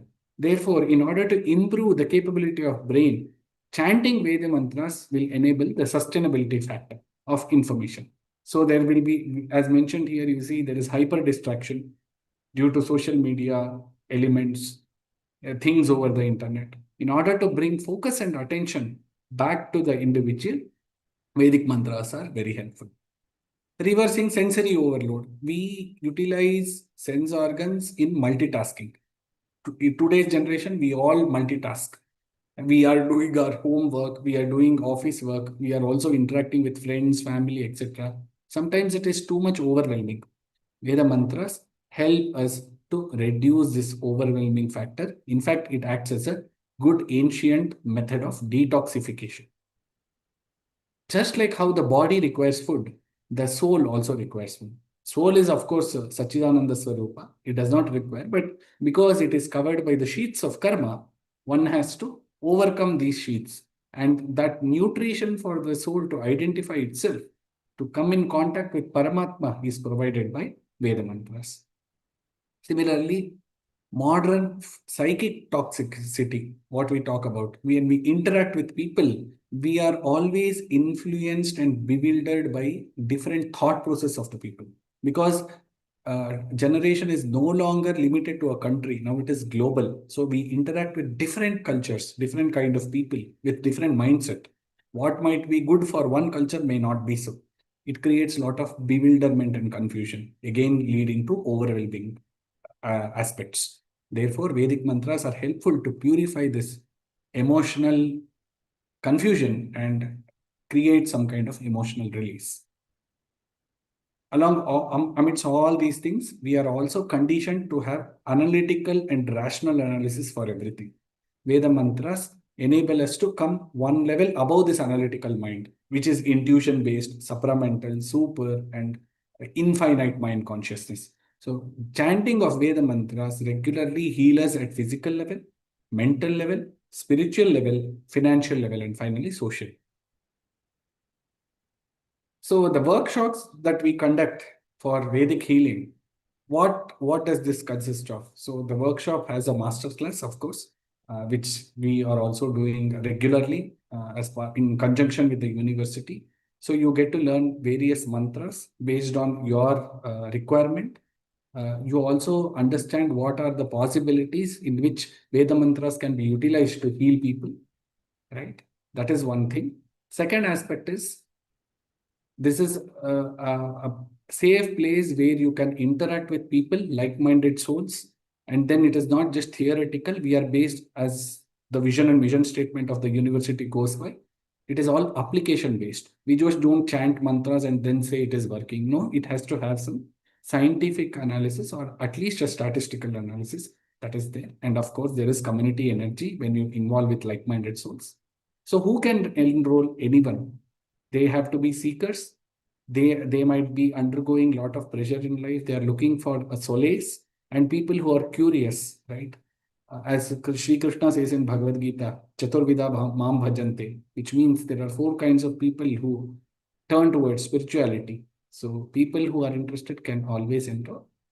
And the key takeaway from all this Vedic chants healing is, you will have a library of mantras. You can utilize it for your betterment in life, which is, of course, the whole intent of Vedas. Vayam Syama Patayo Rainam, very commonly quoted mantra, part of the mantra. It means, may we always be seekers and blessed with wealth. What is that wealth? Both materialistic and spiritual wealth. Therefore, indeed, Bharata is a great country because we have been not only spiritually wealthy, but also materialistically wealthy during ancient times. And it also helps you to correctly pronounce the mantras under the able guidance of gurus, Vedic gurus. And then you will also have post-workshop support. Like if you have any questions, you can reach out to the university people or the workshop panel. And then you also have daily practices that you saw from previous sessions. You have daily practices of mantras, and then you will be able to measure your own betterment in life. And then you will also see that you have a positive change in your life. So ultimately, this is intended to be mainstream in today's generation. This is the intention of workshop along with its key benefits. So as a conclusion, we have gone through that Vedic mantras are a path to vibrational healing. They involve ancient acoustic science, antidote to modern overwhelming, targeted acoustic remedies, and voice, your individual voice itself acts as healing. Mind is the greatest friend, right? And mind can be the greatest enemy, but it is in our hand to make it the greatest friend, which can be easily achieved through Vedic chant healing. But if you do not go forward in the line of Vedas, what are you missing? Of course, ancient wisdom we are all missing if we don't go. Then there will always be continuous fragmentation. Maya midam jagat, which means this whole world is completely filled with Maya illusion. We have ups and downs. Then that will continue to happen. There won't be any betterment, of course. And also, when you want to heal yourself, you go to random people and there will be confusion in what path you have to choose. There will not be any kind of focus inside you. And isolated practice is definitely not supported, especially in Kali Yuga. It is mentioned that Hare Namaiva Kevalam, it is through chanting the names of the Lord. And the chanting of the names of the Lord is Vedaksharani Yavanti Pathitani Dvijatibihi Tavanti Harinamani Kirtitani na Samshayaha, which means to say, chanting the Vedas itself is equivalent to chanting the names of holy names of Parabrahman. So when it is chanted together as a community practice, it imbibes and inculcates much more energy. It induces a lot of positivity that you might have already observed when you visit temples where there are goshtis, groups of Vedic scholars chanting mantras. You feel the kind of positive vibration. So that can be felt. But if you don't, then that will be a great loss for you in all aspects. Having said that, I would like to thank each one of you, the audience, as well as the panel members for your patient listening. Thank you so much. Harihi Om Tat Sat Sarvam Shri Krishna Arpanamastu. Dhanyavadaha. Thank you, sir. Thank you, Thank Aditya Rangan, sir. Our heartfelt thanks to you for insightful presentation of Vedic mantras and science of sacred sound.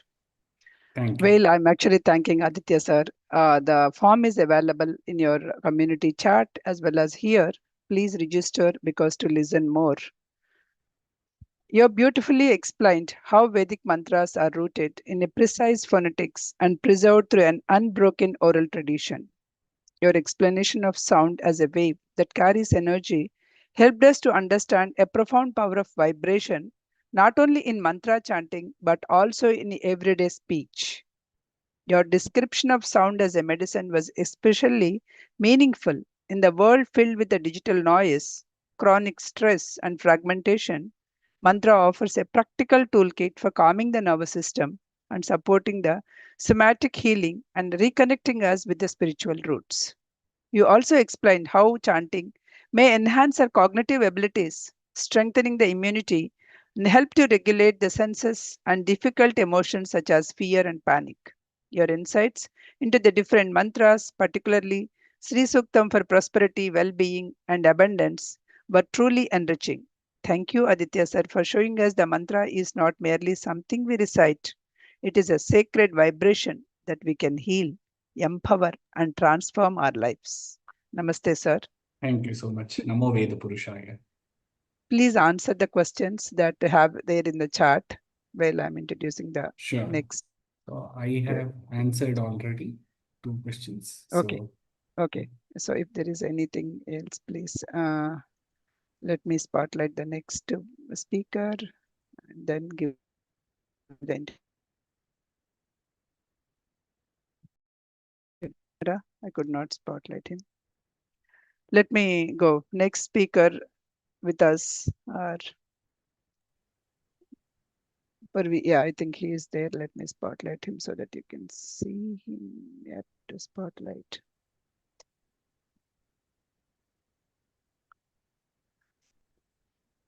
Hello. Just a minute. Hello. Yeah, just a minute, sir. Let me introduce you. It's my privilege to introduce Yogi Brahmanand, a respected spiritual teacher, a researcher, and founder of Nikhil Vatika Spiritual Research Center. Deeply committed to exploring the profound dimensions of Indian and Himalayan spiritual traditions, his areas of study and practice encompass yoga, meditation, tantra, Sri Vidya, mantra sadhana, Vedic astrology, Vastu Sastra, Buddhist practices, and other ancient spiritual sciences. Yogi Brahmananda's approach brings together the timeless wisdom of authentic spiritual traditions and the practical methods that can meaningfully integrated into contemporary life. Through structured courses, personal guidance, research, publications, meditation, and sacred practices. He supports seekers in cultivating inner awareness, spiritual strength, harmony, prosperity, and higher consciousness.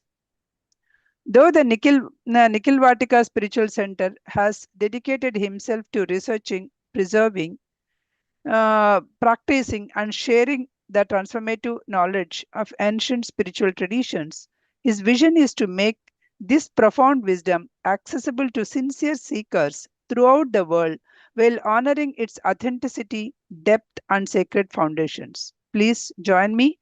Warmly welcome Yogi Brahmananda. Over to you, sir. Yes, thank you. Thank you for this.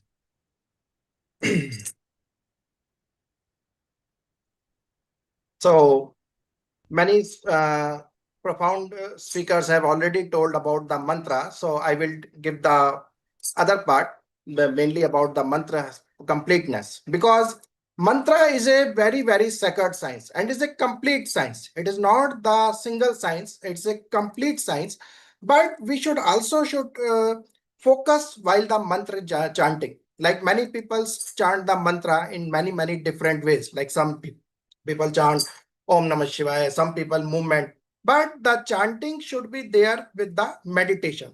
So mantra should be combined with the meditation to give the completeness. And to understand how the mantra works, we should know the cosmology of this universe also. Mantra we should not activate, or we should not get the complete result. Although you will chant mantra, you will definitely going to benefit. But to get the completeness in the mantra, or which is we can say that in our language, the siddhi of the mantra, we should know the cosmology of this mantra, how the mantra will transform ourselves.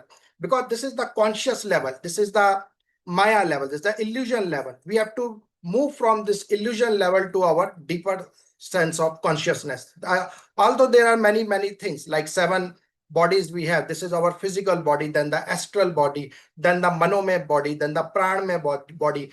Through this, we have to travel to get the completeness of this mantra. Because unless we will get the completeness, we should not able to get the completeness extract of that mantra. Like if we, like for example, I am saying, just I am taking a very simple mantra, like Om Namah Shivaya. If we are chanting Om Namah Shivaya, definitely we are going to get some blessings and some many things from the path. But if we have to get the completeness, then the deity should also be in contact with us. We should able to visualize the Lord Shiva in front of us, or not in front of us through our astral body. So there are things which we have to develop in ourselves. So in this short part, I will tell you many, many secret things also, how to get the completeness. Because this is the body and the whole chakra system work, the chakras, kundalini, energy system, and the level of consciousness we have to provide from this physical body to astral body. So with this physical body, we are not going to get anything in this world, especially in spirituality. Our all ancient rishis, ancient sages have gone into the deeper level of samadhi. So samadhi means the completeness of the mantra. When mantra and deity will combine, that conscious level in which we are able to visualize them, we are able to contact with them, we are able to get the guidance from them. So for that, we have to be we have to chant the mantra with the meditation part. Or there are many ways also for chanting the mantra, like the completeness, like the chakra mantras, like the deity visualization. So definitely, like the Om Namah Shivaya, the small thing I will tell you. If you have to chant the Om Namah Shivaya, it doesn't mean that we are chanting Om Namah Shivaya like this. We have to do the meditation also. We can visualize the mantra when we say the Om. It should visualize here as a golden color Om. Then Namah should be visualized here. When we say the Shivaya will be visualized here. So the complete mantra will become the Om Namah Shivaya. So like this we have to, or we can visualize the deity image also. Like we have one image, we should first focus on the image while chanting. And after that, visualizing the same image here, Om Namah Shivaya, you can feel the difference in before chanting and after chanting. You are able to get in contact with the deity, because the completeness will be given by the deity itself. Mantra is not for the universal cosmos. There are some always form. There are two dualities of this new universe. This whole universe is formed from the illusion, from the zero to the duality part. Like the day is there, night is there, light is there, dark is there. There are always two forms. Like this, to get the completeness, we have to move into our deeper conscious level. That's why mantra is always to be chanted inside the meditation. With the closed eyes, with the Agya Chakra focusing on deity or visualization on the mantra. This is a small part I have told you to get the successful in the mantras. There are also many other parts like Akshmala. We chant the mantra on the malas. Like this malas, we will chant 108 beats mala. This is also at significant. But there are 108 Akshmala pattern also, in which we will chant the mantra with the one petals of each mantra. Like we have the Agya Chakra. We have the two petals, Hum and Sham. We have the Muladhara Chakra, Vam, Sham, Sham, Sam. We have the Vishuddhi Chakra, Am, Am, Em, Em, Om, Om, Rem, Rem, Lam, Rem, Am, Am, Am, Om, Aha. These are the 16 petals of this mantra. So many people are visualizing the chakras, mantras, like Vishuddhi Chakra. They are doing the mantras, like the Bij mantra, they will say the Hum Bij mantra, like Muladhara, many people chanting Lam. But no people is getting the power which we should get from this chakra mantras or anything. Millions of people are chanting the mantra Lam Lam, Vam Vam. The secret is out. The secret is very important to unlock. Unless we unlock, and in the Nikhil Vatika, we do a great research. We have a very great research. We have a very high level of digital books. We have digitalized the ancient books, more than 50,000 of numbers, ancient books. So we found the ways how to unlock the mantra. Like the chakra mantra, if we say the Agya Chakra mantra or Vishuddhi Chakra mantra, there is a deity. Like Muladhara Chakra, we have the deity Rakini, and the Agya Chakra mantra, we have the Hakini. If we just focus on the mantra, definitely we are going to get the completeness. But already, if we study the Sapt Chakra Nirupan book and very ancient textbook, they all say what are the Shaktis inside this chakra. Like Agya Chakra, we have the Shakti, the Hakini. Who is Hakini? Hakini is the Shakti of this Agya Chakra. We visualize this Agya Chakra, we will sit in meditation. Definitely we are going to get very different experience. But to get the completeness, to get the spiritual power or something, we should add the mantra. And the mantra is very simple. There is no written this mantra anywhere in the text, but the mantra is simple. This is Hum, this is Sham, and this is the Hakini, goddess in between. Hum and Sham are petals, Bij mantra. So mantra will become Om Hum Sham Hakini Fat Swaha. Like this. And if we chant the Hakini inside to evoke the power of Hakini, we will get all the things related to this. Like this, we have to activate the mantras. And there are different sciences. There are very different mantras. There are Vedic mantras, which are extremely powerful. There are Tantric mantras. There are Sabar mantras, which will give instant result.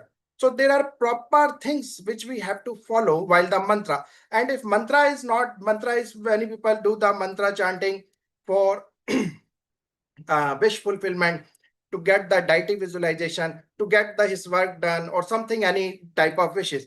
So we have to be very careful in while selecting the mantras also, because now many people give the mantra, but actual deity and other things we should know.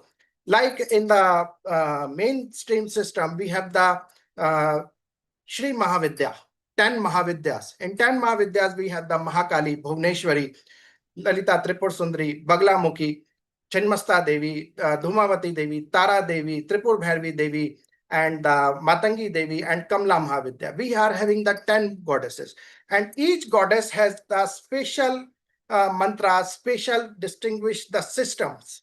And these are the pillar of goddess. Many people say these are Tantra Devis or something like that. This is not like that. These are the pillars of the universe. This is the cosmology of the universe. They are the Shakti, the forms of Shakti which we have visualized in the all form of cosmos.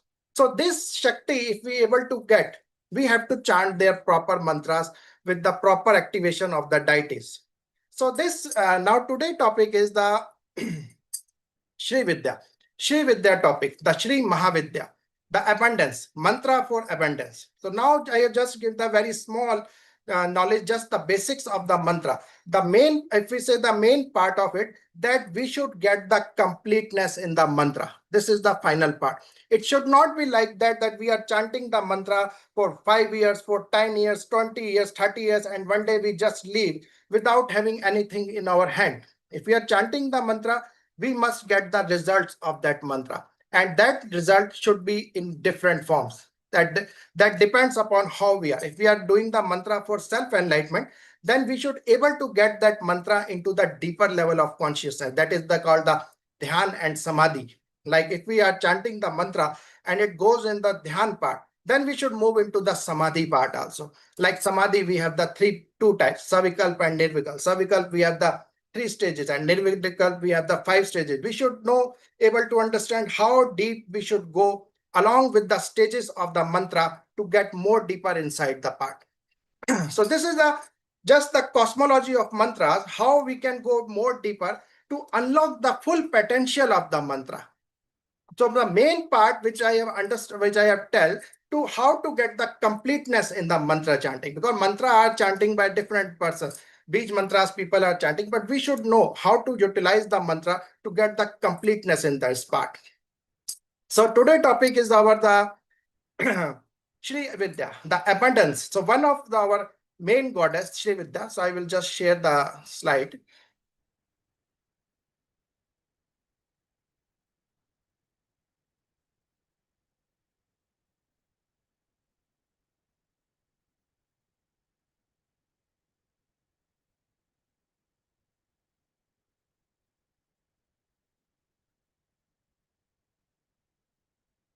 So Shri Yantra is, or Shri Vidya is considered as the complete knowledge, the complete knowledge of the cosmology. And one more distinguished, I will tell you, there people consider the Lalita Tripur Sundari as one of the 10 Mahavidyas. Yes, Lalita Tripur Sundari as the 10 Mahavidya. But the Shri Yantra Vidya or the Shri Vidya mantras are the complete form of the Shri Vidya. So that is the universal form. This Shri Yantra is the complete form, and many people are doing the Shri Vidya. So basically our topic today is the Shri Yantra, Shri Mahavidya. So how to get the true wealth? Wealth is not the money. First of all, we should understand many people are chanting the mantra for the wealth. But what is wealth? Wealth is not just money, health, or money only. Wealth is the health also. If you have the crores, millions of rupees, but if you doesn't have a good health, what is the value of that money? So in our ancient scripture, Vedas and our ancient texts, it is completely told that wealth is always not just a money. Wealth is the complete form. We should get the opportunities. Many wrong peoples like thieves or dacoits, they have the plenty of money, but they doesn't have any good fame in the society. All people say, oh, they are just getting the money from the wrong ways. So what is the use of money if we should not have all the prestige in the society? So money should come in the right way, and so that we will get the complete control of the wealth. system. So wealth generally is not the money. Wealth is the abundance. This is the prosperity, the health, our family, everything is wealth. So first of all, we should understand wealth is not the money itself. That's why when we do the sadhana, when I make the many sadhanas of Ashtalakshmi, we have the Ashtalakshmi. This is the Dhanalakshmi, giving the wealth. We have the Dhanya Lakshmi, giving the food, the Swastha Lakshmi, Health Lakshmi, which gives the health. So everything is wealth. It is not considered that wealth is just money, because now people are more concentrated towards the wealth only. But true wealth is the abundance. And Shri Vidya is the complete knowledge in which we will learn all the aspects of wealth, all the aspects of completeness, including the wealth and abundance part also. So this Shri Vidya knowledge, Shri Vidya mantras, we can get the completeness in our body, in the completeness as a whole in ourselves. So this science is, that's why it's called the very, very importance part. So Shri Vidya is why Shri Vidya is connected with the abundance, because the complete knowledge. This is the complete things which aligned our inner self to the outer cosmos, or we can say it is the Shri Vidya which helps to get our consciousness level into inside. The basicity, the basic part of the mantra is not to just to chant the mantra.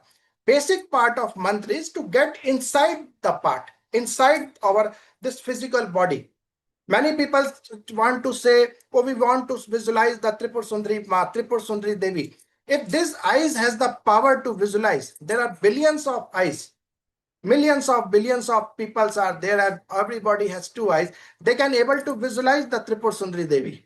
But no, because we have to connect this or not this with the this physical eyes. There is an internal eye which we have to open, and the connection with that, to get connected with that. So Shri Vidya is that part which will able to generate the energy, the opening of the channels inside the body through which we can get the everything in our life, whatever it may be. That's why Shri Vidya is called the complete Vidya. So the four dimension of prosperity, if we say, we attract, create, preserve, and utilize. We should attract the abundance. We should get the attraction. It should not that we should run over the wealth. It should, we make ourselves that much of capable that wealth is attracted already, automatically toward us. And we should create, preserve, and utilization is also very important, that we should utilize the wealth in a complete, proper way. So this is the Shri Yantra, just giving the small, not going the deep. This is considered the most powerful part, Shri Yantra, in which the many people have the placed the Shri Yantra, they worship. We have the 4 triangles, 5 downward triangles, 43 similar triangles, then the Bindu, the ultimate center. So this is basically the cosmos. Shri Yantra is basically the cosmos. Whatever is there in the world, universe, it is present inside the body. And whatever is present inside in our body, that is present in the Shri Yantra. So basically, Shri Yantra is the complete universe. And when we have the complete universe, we can get everything from that, whether it is wealth, abundance, health, or anything. We can get directly from the Shri Yantra with the Shri Yantra mantra practices.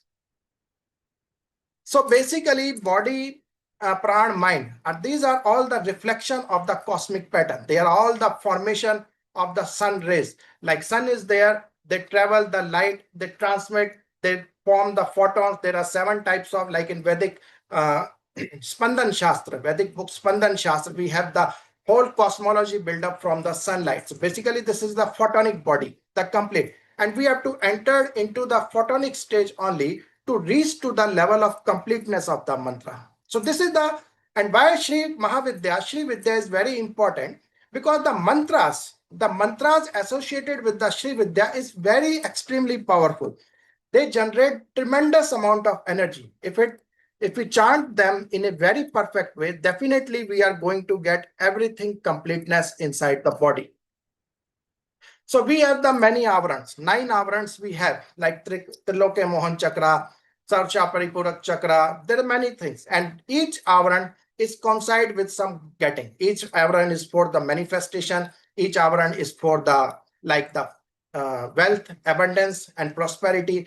and for the health part also, for the siddhis part also, cosmic power. So this is the complete system of Shri Vidya, in which we can get the everything, whatever we want, we can get everything in our life through the Shri Vidya mantras. So Shri Yantra is, why Shri Yantra is associated with the prosperity? Because this is the complete yantra. Many people put the Shri Yantra inside and they will worship, they will have the yantra of Tripur Sundari. But we should unlock it also. How it is to be unlocked? These are not the 9 avarans or triangles. Like first avaran, we have the 28 goddesses. In first avaran, we have the 28 goddesses in the Shri Yantra. And in second avaran, we have the 16 goddesses. In third avaran, we have the 14 goddesses. So all these goddesses has to be activated with the special mantra of them. And how to activate that we can understand while entering into the Shri Vidya part. So basically, Shri Mahavidya is not just that Lalita Tripur Sundari Vidya. It's having the Nitya Devis. There are extremely powerful Nitya Devis, and more than thousands of pages of books have been written in our ancient texts about the divine mantras of 16 Nitya Devis like Bharunda, Jwala Malini, Chitra, Bhagmalini, Kameshwari. These are the eternal goddesses, and their mantras are highly effective to solve all our problems. That's why the Shri Mahavidya, Shri Vidya is the complete tantra through which we can get anything in our life. So basically, this is the complete this mantra, yantra, and shakti. So basically, this is the part in which we will get the diksha, initiation from the guru, the dhyan part, nyas part. What is nyas? Nyas is why nyas is important in the mantras. Many mantras, extremely mantras, we have the nyas part. What is nyas? Nyas is the establishment of the goddess, establishment of the goddess power inside in our body through different parts. Like we do the karnyas in like the end parts of our fingers. We establish the mantra. So this is the basic part of the mantras, chanting. We can directly do the mantras also, but when we do the nyas, karnyas, like establishing the bij mantras or the shaktis of the mantra in the end parts of these fingers, they will highly activated and helpful in giving the siddhis. And also when we do the anganyas, like on the eyes, on this forehead, and the bindu part and different parts of our body, we will place the deities inside in our body. Like Shri Yantra, we have the 150 plus goddesses, and they all have to be placed inside this body. We can place them, activate them in the yantra also. That is the yantra part. But all the mantra of the Shri Vidya, we can directly place them inside in our body. And then when we place all these goddesses mantras inside in our body, the whole body will become the Shri Yantra itself. The whole body will become the cosmos itself. So that is the major important part, that we should learn how to get the nyasas, how to activate the goddesses inside. Because these are the things which we have to go beyond. There are tattvas, 5 tattvas are there. But there is one more tattva that is called the Param Tattva. That Param Tattva is the Shiva. Param Tattva is the Lalita Tripur Sundari. Param Tattva is the deities, all the deities having that. And many people chant the mantras. Many people nowadays, they are saying their self-enlightenment is everything. But whoever in this world exists, like in the Mahabharata, like the Bhima, Arjuna, Yudhishthir, or Karna, everybody is associated with some tattva, with the Param Tattva. Some are the forms of the God, some are semi-God. They have that tattva inside. That's why they will get the very, very powerful journey itself. So to attract the tattvas inside the body, these tattvas and mantras chanting as per the rules and regulation is very, very important to get fully utilize the mantra energy. Fully utilize. Just chanting, you will give, definitely you will get the peace, you chant mantra, but we should have to go deeper. We should not chant just mantras, just chanting only. We should go to the deeper level also. So how to unlock? How to unlock the Shri Yantra, the Shri Vidya? Because the topic today is the Shri Mahavidya, abundance. We should understand the meaning of every part. We should understand the mantra itself. How to place the mantras inside the body. and what are the system that is installed in our body that will act while the chanting of the mantra. Where should be the proper devotion, there should be the meditation, there should be the guru energy, the lineage energy should be there. And ultimately, finally, we become the Shri Yantra itself. So Shri Yantra is not just worshipping the Shri Yantra. It is to make our body the Shri Yantra to get the completeness from inside, to get the completeness from within itself. Because consciousness is the inside, and the inner consciousness, inner cosmology is linked with the outer cosmology. And when we go deep inside the inner cosmos, is inner cosmology, we are able to understand and we are able to achieve everything in our life.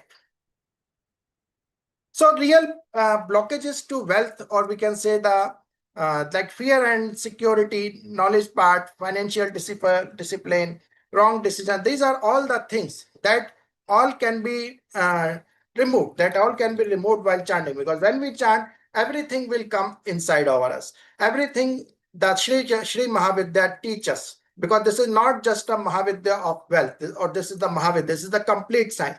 So all the blockages, whatever we have, these are open, because the goddesses present in the Shri Yantra are not just goddesses only. Some goddesses are linked with our 5 pranas, prana, pan, saman, utan, vyapan.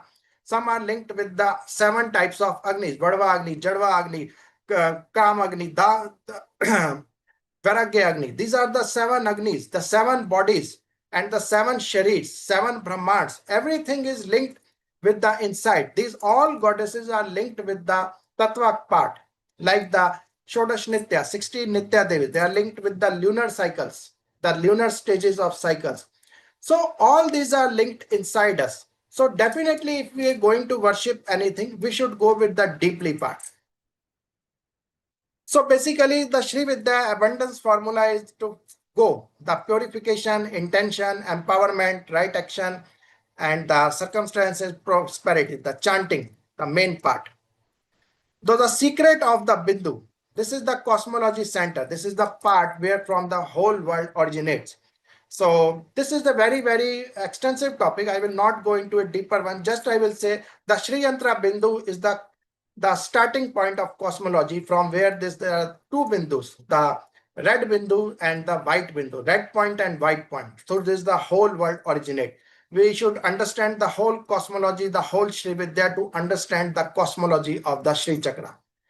So main part is the final message, if I will say, that awaken Shri within itself, and that is to be done with the chanting only. The main part of Sri Mahavidya or any Mahavidya, any practice, is the mantra chanting. But that mantra chanting should be aligned with the body, pran.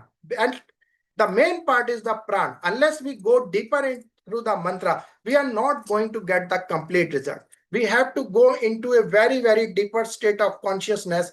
Then only we will become the part. Yantra is not the important. The person sitting in the Himalayan caves doesn't have any yantras. He just sit in the meditation and everything he will got. Why? Because he has the consciousness level moving inside the body.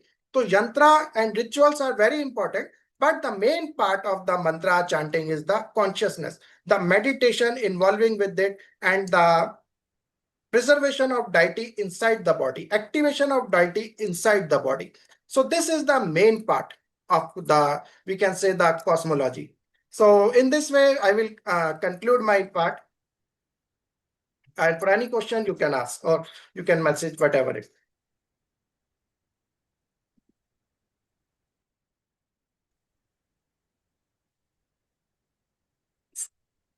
Thank you, sir.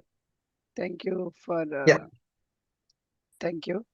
Yeah, before we go and thank him, because this is only the gist that we have given, to get more knowledge, to understand more, enroll.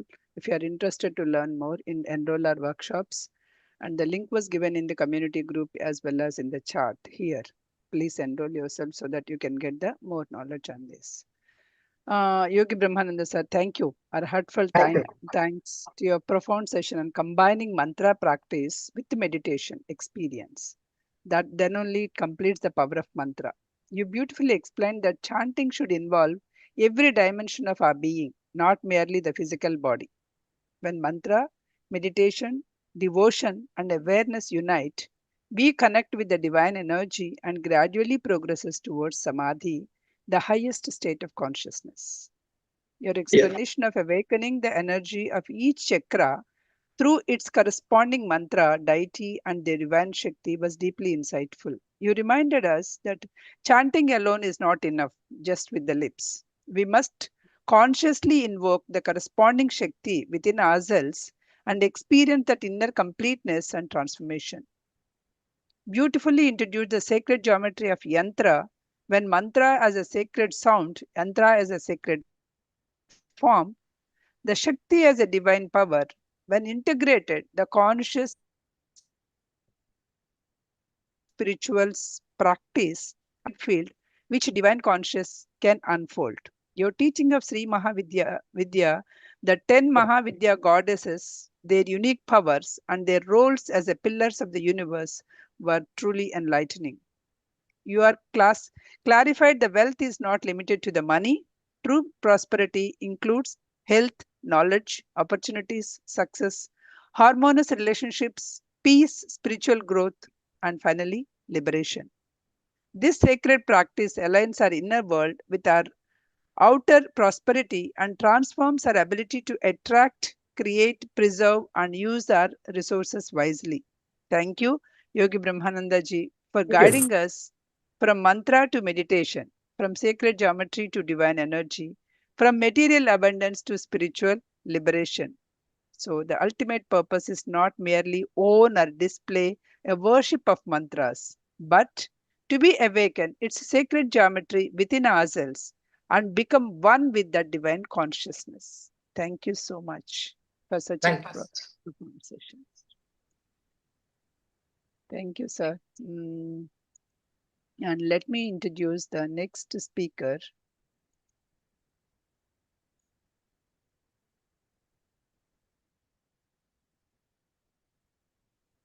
One second, I'm just, my screen is. Yes. Yeah, one second, sir. Let me introduce you. You can hear me? Just checking that. Yeah. Yes, yeah, I could hear Thank you. you. Are Venkatesh and Shukran. Yeah. Okay. It's our privilege to introduce Sri Venkatesh Subramanian, an accomplished technology leader, a global consultant, and a dedicated spiritual practitioner whose life brings together a professional excellence and profound inner exploration. A BTech graduate from IIT Madras, Sri Venkatesh has successfully led and delivered numerous large-scale mission-critical programs across the world.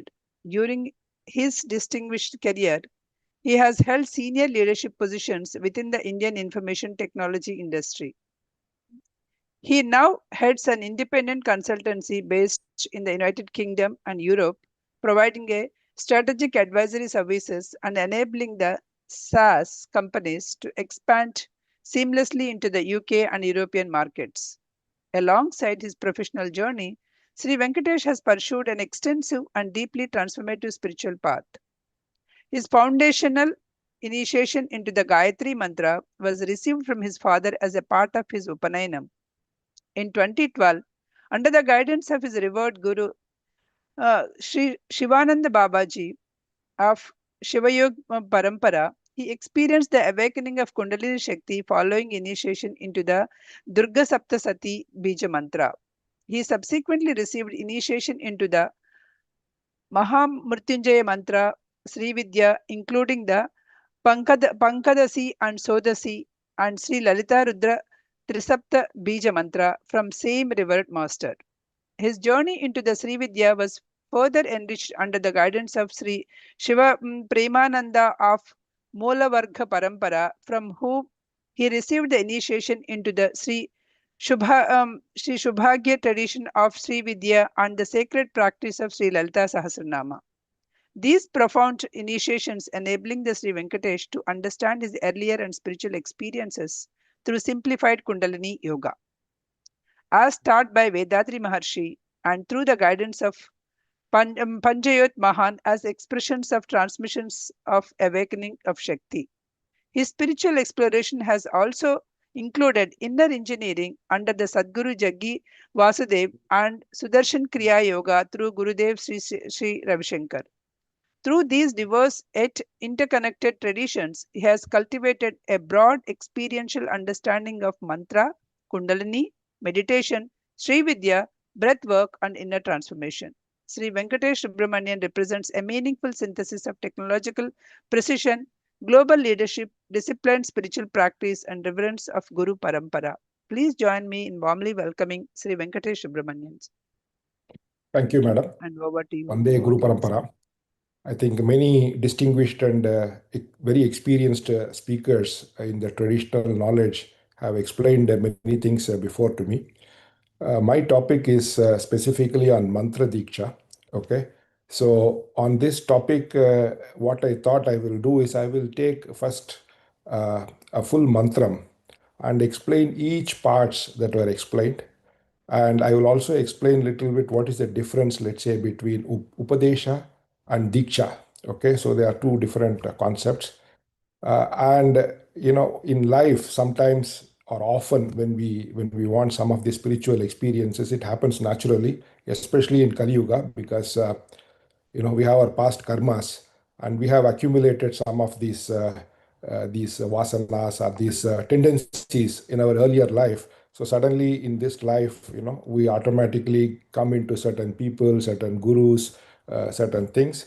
But if someone is more inclined, but still not having the right person to initiate them into their spiritual journey, how to go about that.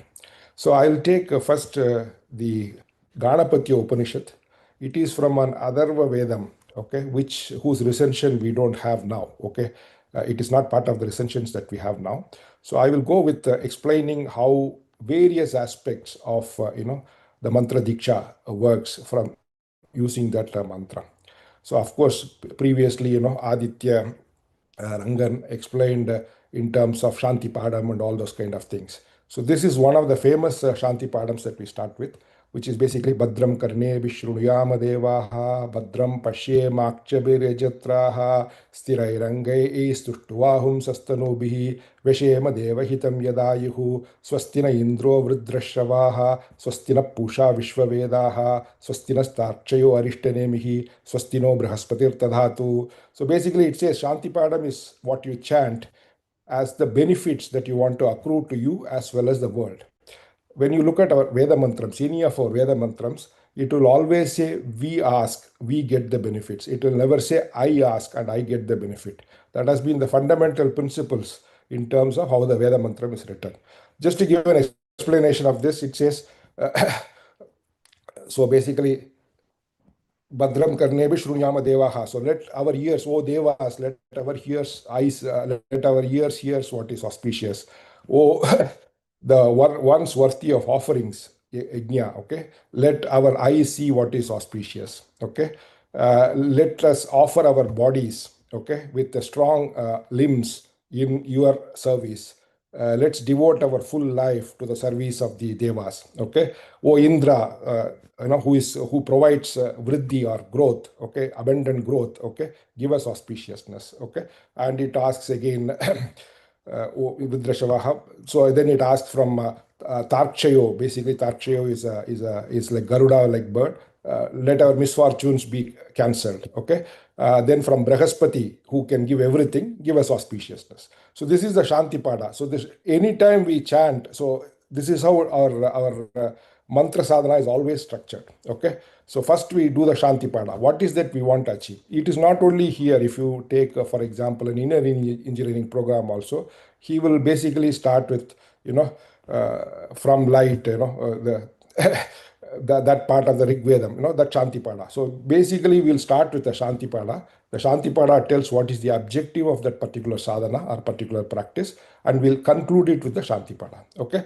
So now the actual mantra starts. So this mantra is for Ganapati. Okay. So it basically describes every aspect of the Ganapati. Okay. So let me just quickly go over it. Okay.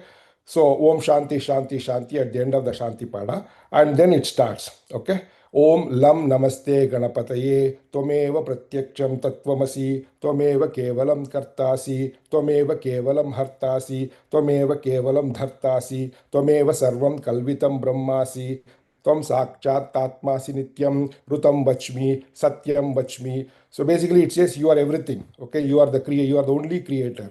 You are the only sustainer. You are the only dissolutioner. Okay, you are the only one who can give everything. Okay, you are truly the Brahma or the Parabrahman. Okay, and whatever I say, Rudam Bachmi, Satyam Bachmi, whatever I say is the external truth, and whatever I say is the internal truth. So it is basically describing the tattva of Ganapati. Okay, then it says what should he do?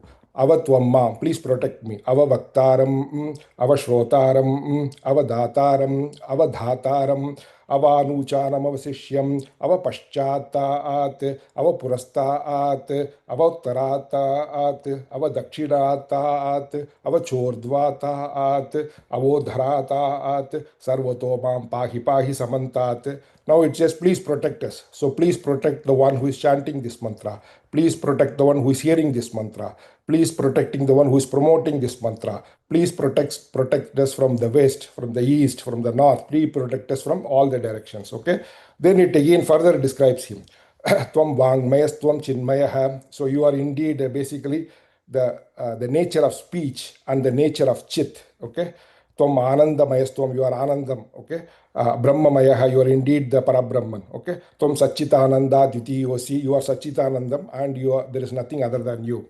Tvam Pratyaksham Brahmasi, Tvam Jnanamayo Vijnanamayosi, Sarvam Jagadidam Twatto Jayate, Sarvam Jagadidam तत्तिष्ठति सर्वं जगदिदं त्वयि लयमेष्यति सर्वं जगदिदं त्वयि प्रत्येति त्वं भूमिरापो नलो निलो नभः त्वं चत्वारि वा आक्पदानि त्वं गुणत्रयातीतः त्वं अवस्थात्रयातीतः त्वं देहत्रयातीतः त्वं कालत्रयातीतः त्वं मूलाधारस्थितोऽसि नित्यं त्वं शक्तित्रयात्मकः त्वां योगिनो ध्यायन्ति नित्यं त्वं ब्रह्मा विष्णुस्त्वं रुद्रस्त्वं इन्द्रस्त्वं अग्निस्त्वं वायुस्त्वं चन्द्रमास्त्वं ब्रह्म भूर्भुवस्वरोम्. So now it has basically described Ganapati as everything. Ganapati as one who is Brahma, who is Vishnu, who is all those things. He is beyond the three gunas. He is beyond the three states of mind. He is beyond the four types of speech. So all that it has described, and now it basically gives the mantra swarupam of Ganapati. So it has extolled the principle and the virtues of Ganapati, and now it talks about the mantra swarupam.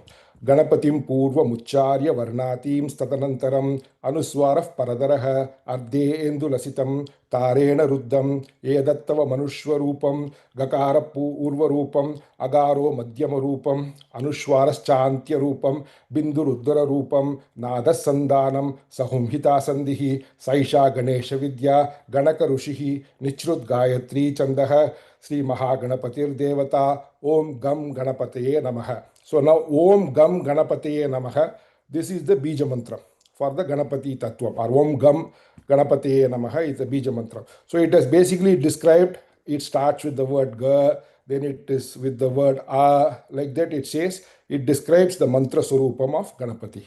So this mantra Swarupam of Ganapati is what we call as the Bija mantra Swarupam of Ganapati. Okay. Then it also gives the Gayatri mantra Swarupam of Ganapati. Okay. Om Ekadantaya Vidmahe Bakratundaya Dhimahi Tanno Dantif Prachodayat. So now it gives the Gayatri mantra Swarupam of also Ganapati. So this is the first part. So basically it describes the concept, the tattva of Ganapati. What does it mean? The second, it explains the Bija mantra Swarupam of Ganapati. Then it explains also the Gayatri mantra Swarupam of Ganapati. Okay. Now it gives the mantra, the physical form of Ganapati. Okay. Ekadantam chaturhastam pashamangusha radam chavaradam haste bibranam mushakadvajam raktam lambodaram shurpakarnakam raktavasasam raktagandhanu libdangam raktapushpai subhujitam bhaktanugam binam devam jagat karanamachutam avirbhutam cha srishtyado prakrite purushat param evam dhyayati nityam yo nityam sa yogi yoginam varah namo vratapataye namo ganapataye Nama Pramadapataye, Namaste Astu Lambodharaya, Ekadantaya, Vigna Vinashine, Shivashutaya, Shri Varadamurtaye, Namo Namaha.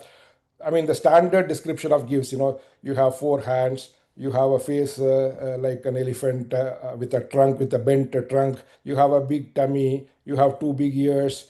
The Swarupam, basically this mantra, when it came only, we realized the Swarupam of Ganapati, the physical Swarupam of Ganapati that we worship so much, has come from this Maharishi called the Ganaharishi. So once he got this mantra, or once as a mantra drishta, he got this mantra, we basically got this Swarupam. So we got the mantra form of the Ganapati, we got the physical form of Ganapati. Okay. So now you have both the forms. Okay. The yantra form or the geometrical form is not described in this Upanishad. It is described later. You know, the geometrical form of Ganapati yantram is basically the 5 star-like triangles that come. Okay. So basically, we describe the mantra swarupam, the physical swarupam, then the yantra swarupam, and they don't stop there. Okay. They further go in terms of the palastuti. Okay. So in the Palastuti, they say in what all forms of worship that you can do and what benefit you will get. Okay. So Edada Darva Sirsham Yodhite Sa Brahma Bhuyaya Kalpate. So anyone who chants this Adarva Sirsham will get the Brahma knowledge, the knowledge of the Supreme Brahman. Okay. So Sarva Vignairna Bhadyate. Of course, we will have all our obstacles removed, and that's why we pray to Ganapati. You know, when we want a lot of obstacles in life, we are thinking of good things, and it gets stopped. We always pray to Ganapati to do the Vigna Vinasham. Okay. Yeah. So Sarvatra Sukhametate. Let's give all the nice things and pleasant things in life. Sa Panchamaha Papat Pramuchate. Saya Madhiyano Divasakritam Pabam Nashayati. The one who chants this on the evening gets their day's Papam destroyed. Similarly, it says the one who chants in the morning, they get their Papam done in the night destroyed. The one who chants during the full day, both day and night, then they get all their Papams destroyed. Okay. Sarvatra diyano bhavigno bhavati dharma artha kama moksham cha vindati. So it gives the 4 purushartha objectives. Okay. And it goes on like that. So if you look at it, yo durvangarai rejati sa vaishravano bhamo bhavati. So we worship today Mahaganapati with the Durva, or the we call in Tamil as the Arhambul. Okay. So not only have they given the way in which you have to worship, what we typically call as Tantra. Okay, Tantra is basically the techniques in which we need to worship that particular deity. They have also said. So you can worship him with Durva, you can worship him with the rice, flakes, you can worship him with Modaka. So if you do all that, so this is first the worship in terms of how it is done. Okay. Now coming to Diksha, there are 2. So now we have the Mula Mantra or the Bija Mantra of Ganapati coming out in this Veda Mantra itself. This is a specific, Adarva Sirsham, where it is coming from Veda Mantram. For other deities, as previous speakers have explained, it can come from other texts. Okay. Sometimes it is not in a text at all. It is only in a Guru Parampara. Okay. They don't reveal what that technique is or anything like that. It is only in a Guru Parampara. And they only know, and they only will teach it to their students or Shishyas. They will not give it to others. Okay. So what we call as mantra, yantra, tantra, physical form and ways of worship, okay, which are called kriyas, both kriyas and karmas are always explained. And when we want to worship and get the full benefit from that particular devata, we must do all these forms of worship. Just mantra japa alone is not sufficient. We must also do homam. We must also do tarpanam. So basically, we have to use all the forms of worship that are mentioned in terms of what that particular deity has, mandated, and that will only complete the worship of that particular deity. Now coming to basically, we have this book. I have this, this Adarva Sirsham. I read it from a book. Let's call it like a book, or some from a video in YouTube. Okay. So this is one way of learning it. It is not bad. Many people do that, especially in the modern world with the different types of information available on the net. You can start use of a mantra like that. I would not recommend it for Veda mantras, but assume that it is a simple mantra, like not a very complicated mantra. Just Ekadantaya vidmahe vakradundaya dhimahi tanno dantif prachodayat. Okay, it's a Gayatri mantram for Ganesha as the deity. It is not very difficult. You may not miss the swaras or anything like that. You can pick it up on the internet and start. So that is one level of power. But there are two more levels in which, if you get initiated into the mantra, it gives a much stronger power. The first one is called Upadesha. Okay, the Sanskrit word Upadesha simply means someone who has already experienced the deity, okay, in totality, okay, is able to show you the deity first time. Okay, that is why if you go to some of these programs that the modern teachers offer, like Sri Sri Guru, Ravi Shankar, or Inner Engineering by Jaggi Vasudev or other people, the first time when you have, the experience will be very high. Okay, after that the experience will slow. Okay, so first time you will have a wonderful experience. After that, obviously, because they have taken you and shown it on the first time, they have given you the upatesha of that particular practice or that particular deity. So you get that boost, the initial boost for you to stay with the mantra, stay with that deity, and continue your practice. Because that's often the challenge. When we start anything, we start with enthusiasm, but after some time, we have other priorities. Things go back, and we don't often continue with that practice in the same way. So typically would happen if you pick up anything like that on the internet or YouTube or something like that. Okay. Whereas if you get initiated by a upatesha, okay, at least it will give you the initial boost for you to experience that deity, because you are getting the power from the person who has already experienced it. Okay. Diksha is one level higher. Okay. So Diksha means they are making you actually see that particular deity, and you are seeded in your life journey with that particular deity. Okay. So till you achieve the mantra siddhi with that deity, you will have to you will have to take many lives, if you may use the term. Okay. So if someone gives you a diksha, that means first, that's why in the olden days people generally won't give diksha to anybody. Okay, they will only give it to very deserving students. Of course, now we are in Kali Yugam, so there are people who are quite qualified themselves. Okay, because sometimes you can have people who are not very qualified to give diksha, claiming they are giving diksha. So that is, leaving aside that, even qualified people are giving diksha today. The reason being that we are in Kali Yuga, so they want to help as many people as possible. But when you take a diksha, this will carry over many lifetimes. If you take a upadesha, it is only within this lifetime. Okay, so you can accumulate all the benefits that you want. Okay, in terms of deploying that particular practice. Okay, so that is the first thing. So if it is a mantra, you practice that mantra. It is for a deity. The deity has certain let's say certain things that it grants you. Like for example, Vinayaka, we know is a Vigna Vinashaka. So he will destroy any obstacles that you have. That is the fundamental part. Of course, he can give you also, Brahma Siddhi and Brahma knowledge. All that is perfectly fine. But from a material life point of view, he is going to ensure material, and to an extent spiritual life point of view, he is going to ensure that any obstacles that you face are all destroyed. Okay. So you choose a deity and you have started with the deity, you achieve a lot of benefits, but it won't carry on to your next life. Okay. So next life is again your punya karma balance starts, and then you take the next life and then it starts. Okay.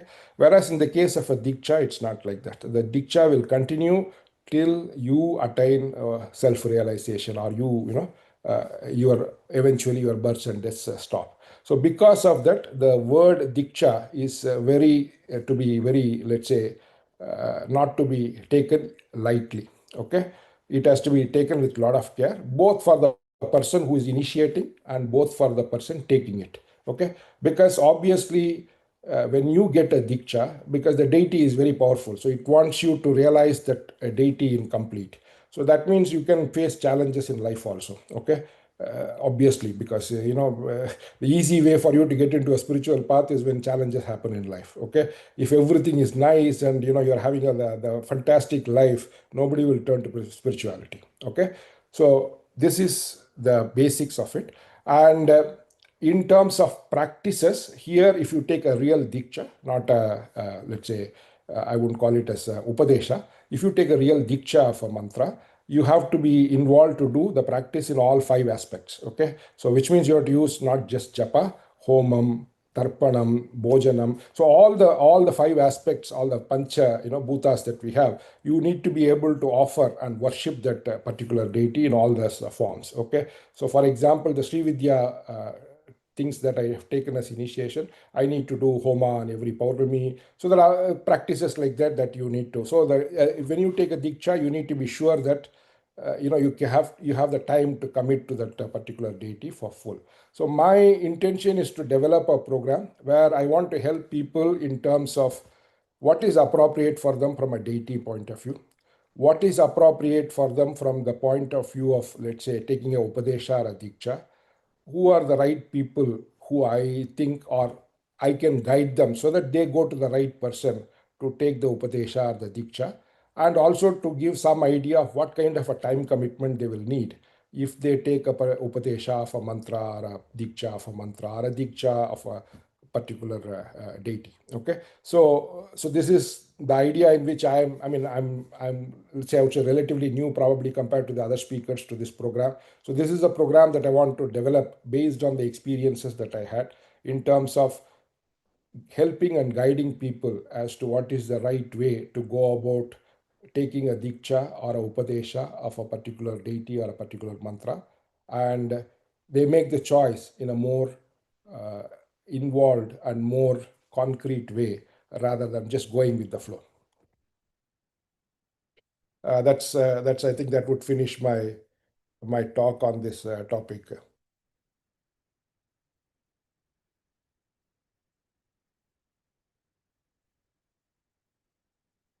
Thank you. Thank you, Venkatesh Subramanian, sir. Our heartfelt thanks for your illuminating session on the significance of power of mantra chanting. You beautifully explained why Vedic chanting begins and concludes with Shanti mantra, invoking the peace within ourselves, among all beings, and throughout the universe. Your explanation of Ganapati Tattva, accompanied by the sacred chanting and virtues of Lord Ganapati, were deeply inspiring. You clarified why we worship Ganapati at the beginning of every important undertaking to remove obstacles, purify past karmic influences, and help us our efforts proceed smoothly. You also explained how his worship supports the pursuit of dharma, artha, kama, moksha, as a taught of Ganapati Adharveswara. Your guidance on Diksha was especially valuable. You emphasized that mantra chanting should be accompanied by proper worship, discipline, devotion, and guidance.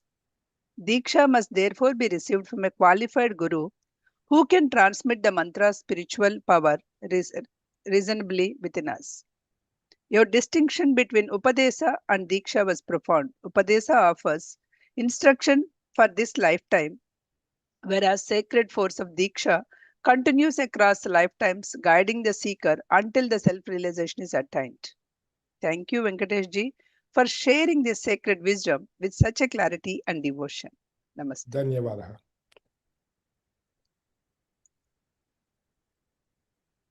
Any questions you would like to, because I didn't see. On the panel, there is no, on the quick Q&A session, there is no question.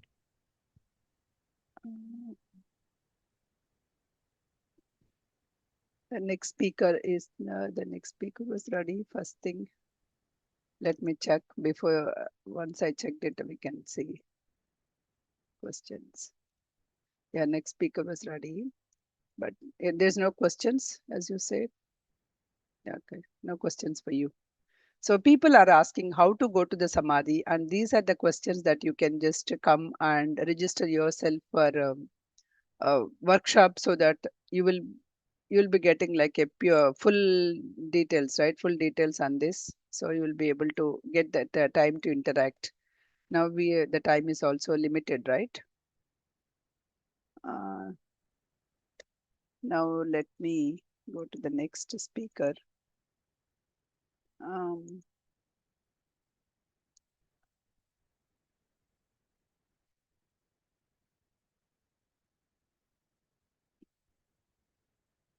Ashish Mishra, ma'am, are you? Yes, Ashish yes. Mishra, sir. Sir, okay. So can you switch on the camera so that I can just put on you?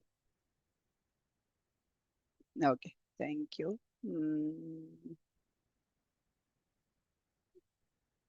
Ashish Mishra, adding to the. Okay, let me introduce him first before he's getting settled. It's my honor to introduce Dr. Ashish Mishra, a distinguished Vedic scholar, educator, and practitioner dedicated in preserving and advancing India's sacred knowledge traditions. Dr. Mishra serves as an assistant professor and convener of the Department of Veda at Central Sanskrit University, Ekalavya Campus, Agartala, Tripura, based in Varanasi, Uttar Pradesh. He holds a PhD from Central Sanskrit University and has devoted more than a decade to study scholarship of the Vedas and Jyotisha under the tradition of Guru Sishya Parampara. He previously served as a principal Sri Brahma Vidya Brahma Veda Vidyalaya Varanasi, where he contributed significantly to the transmission of tradition Vedic chanting. In recognition of his scholarship and service, he was honored with the prestigious Veda Pandit Award by Government of Uttar Pradesh. Dr. Mishra has also represented India on a distinguished international platforms, including the World Youth Festival in 2024 in Russia. He has further been invited to participate as a speaker and delegate the World Youth Festival Ekaterinburg, maybe I'm pronounced it wrong, sorry, Russia in September 2026. His scholarly work seeks a built meaningful bridge between the timeless scriptural wisdom and contemporary approaches to human well-being. His areas of special interest including Samaveda, sacred chanting, Vedic sound, and musicology, with a particular emphasis on the spiritual, experiential, and wellness related dimensions. At Veda Sampada 2026, Dr. Mishra will felicitate the session Samaveda and Musicology under the Mantra Sadhana module. Through this session, he will guide us exploring the profound relationship between the Vedic sound and melodic chanting, music, consciousness, and an inner experience. Please join me warmly welcoming Dr. Anish Mishra. Sarvebhyo Namo Namaha. I'm audible? Yes, sir.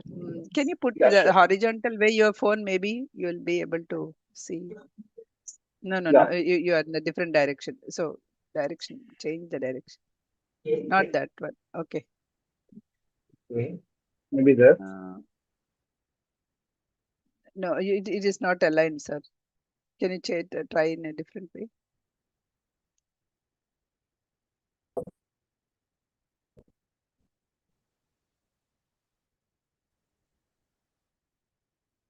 Mostly, can I start? Hello. Yes. Okay. Okay, continue. Yeah. Continue, sir. Sure. Okay, because that is not good. Okay. Okay. Sure. So, Sarvebhyo Namo Namaha. Warm greeting and pranam to everyone. We have here some good, truly instructive presentation from our distinguished speaker here. Now let us step beyond theory and divine, straight into the practical essence of Samveda, because the true spirit of Vedic sound is not meant just to be seen or analyzed, but to be deeply faith and experience. So please close your eyes for the next few minutes. I chant the Samveda and you can feel for that. First, I request to all of you, close your eyes for a few minutes. Oh, I also put on my hand is a Samaswara. After a few minutes, I'll explain this methodology.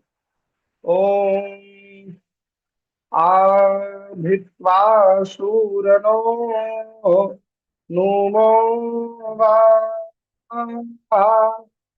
Adubdha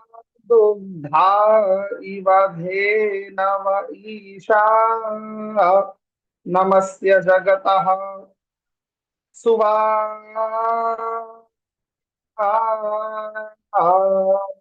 Dveshani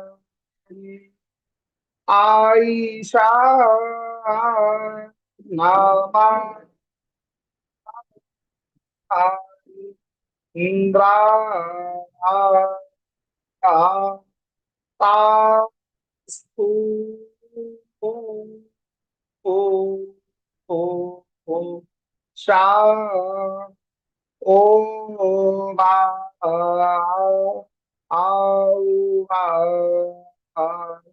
Mahaninda Purashana Mahitva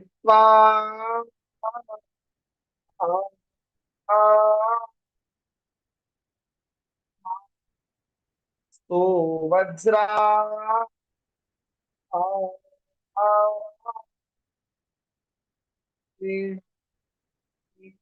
Diorna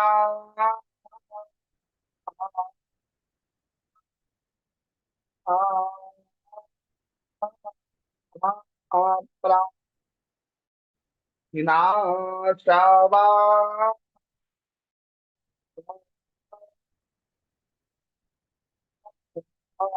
Aha Oh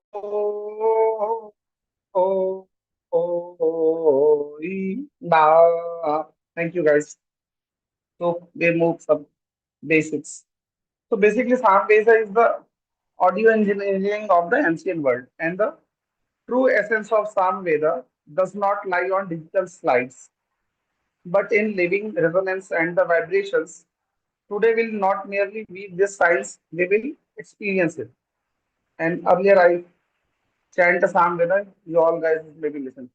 And basically, the musical essence of the Vedas state that if the Rig Veda is the article voice of cosmic knowledge, the Samveda is its divine melodic experience. Because in the Gemini Sutra, Acharya Gemini, Shes Gemini told, Gitishu Samakhya. Sama is the mean of based on Richa. Saiva Rigasita Amo Nama Sama. This is the definition of Sama, Sa and Am. And basically, Vedic musicology is not a relic of the past, but an active, accessible clarity and the inner vitality in modern life. May this scared resonance bring peace to your mind, body, and consciousness. And the base of Samveda music is the and Swara Sanchalan method. It means Nardi Siksha, based on Nardi Siksha, because the all musicology based on Nardi Siksha. Earlier, I do some hand Swara Sanchalan, that's called a Swara Sanchalan. Just like Prathamaha, it means Sare Gama Padhani. That is the music swaras. Prathamaha, Krustasya Prathamaha, Krustasya Prathamastyu Ditiyasthu Tritiyotha Chaturthakaha, Indraha, Krishtaha, Yatiswaraha, Etan Kurvanti Samaga. It means on the musicology, we know the Sare Gama Padhani, but on the based on Nardi Siksha, we listen षडजस्य ऋषभस्यैव गान्धारो मध्यमस्तथा पंचमो दैवतस्यैव निषादः सप्तमस्वरः. Basically, musicologists call this the Nidhan Prakriti scale, a natural descending scale that maps human vocal dynamics before just software from European notation ever exists. On the also, we know Nardi Siksha in the one Prapataka script can first look. Sapta Swaras, tonal advances in the nature and animals. It's say with pitch. Yes, just like Shadajam Vadati Mayuro, Gavo Rambhanti Charshabham, Ajaviketu Gandharaha, Krauncho Vadati Madhyamam. Just like that. Sadajam Vadati Mayuraha. On the swar of Shadaja, we know the Mayura, just like Mayur. In Samagana, if we told the Prathama Swaraha, then called in musicology, we know the Mayura Swaraha. And also some Uraha Kanta Shirashe Vasthana Nitri Vangmaye, Anya Buretani, Samna Chapya Dharon Pare. If we go to the base of Samveda. In Samveda, we know in Samhita Bhag, 1875 total number of mantras. Maybe some weather is not good and light is disconnect. So I puts my very bad weather. So I'll connect with move.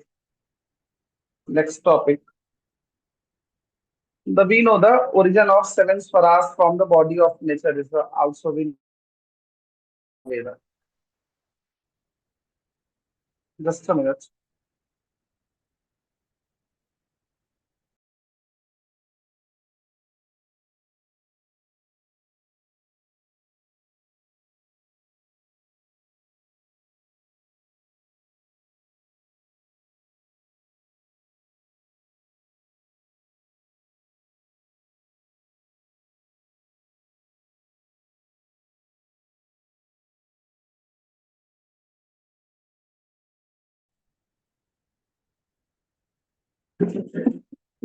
Just a minute, guys. Because the here weather is very bad. Continuously till morning, the rain and some so disturbance.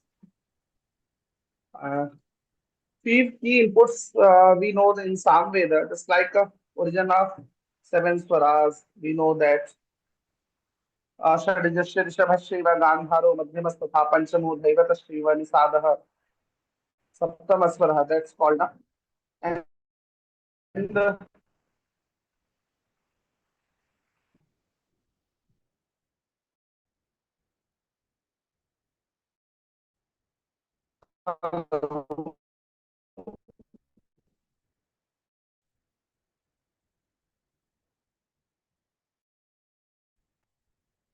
and the vocal registers shankhamana pura kanta shirasheva sthanani treni vangmay savananya huretani samnaschapya dharottari. Hello. Basically, Samveda based on we know, and if we move to classification of Samveda, that's called Gramageya and Aranyageya. On Samveda, we know Gayatram Prathamam Ganam Agneyam tu Dvitiyakam Tritiyam Aindraganam Syat Pavamanam Chaturthakam Shashtam cha Shukriyam Maha Arkadvanda Vratan Cheti Plini Varamani Panchakam Shashtam cha Shukriyam Ganam Arkamanani Vainava. It is Samagana based on, and if we move to Gramageya Gan, Gramageya Gan is called as village rituals, accessible, structural, and community engagement.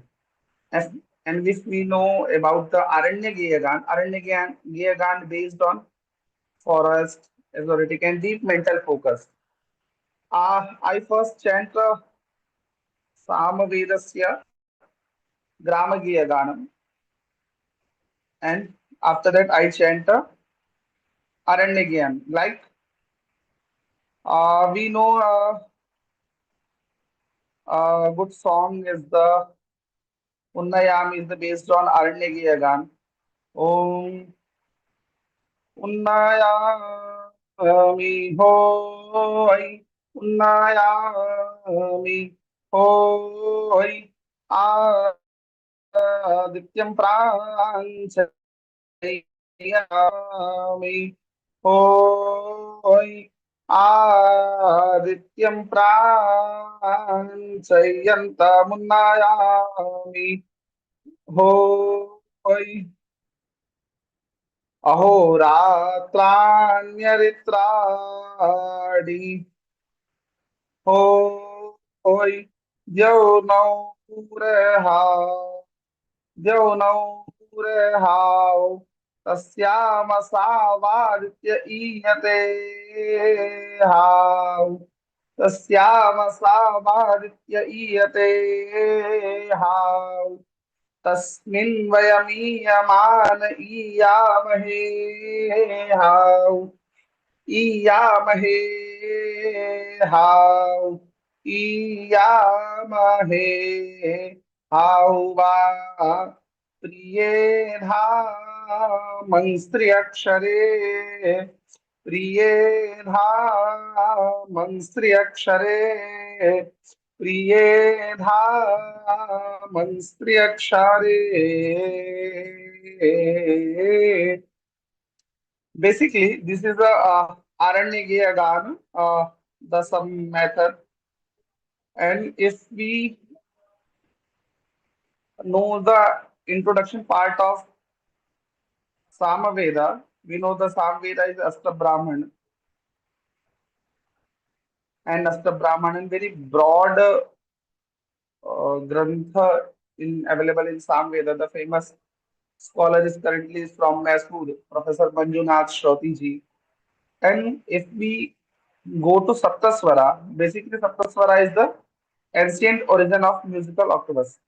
And we know na, every musical system has notes, but the ancient root of all melody belongs there. Earlier I told us uh, just like a Krushta Prathama Dvitiya Tritiya Chaturtha Mandra Atiswar, that's called Samaswara. In music, we know the Sare Gama Padhani directly from Samveda chanting registers. And unlike modern music, which ascends, Samagan traditionally descends from high to low pitch, naturally drawing the mind inward into deep meditations. If we know the Samastobha is called the science of vowel recognition. In Samaveda, we don't just speak words, we stress the vowels through scared sound extensions called stobhas. Just like a stobha is the three part of Rigvihinam Chandaganam Lesham Stobham Richasaha Avirganam Stobhahinam Etam Ganatra Yovido. There are three called of Gana. First one is Rigvihinam Chandaganam. In that psalm, there is no richas. Just like a single richa is Akrandaya Kuru Ghosham Mahantam Hari Indrasya Jayasu Marma Vidandharata Manyo Anyam Shalyatma Patatu Shlokamaccha प्रायच्चक्रमराब्ने सनता अभ्यवर्तयते ज्योगित्तिस्र ओहातैषयातैकेशवच्छिरः. That is the purely stobh.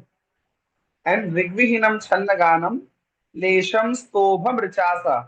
If I know the Lesh Gan, in Lesh Gan stobh we know the Lesh and Richa and stobh also. Just like first mantra of Samaveda is Agna Ayahi Vitaye. On that, we use the Murchana and sang just like Ogdai Ayahi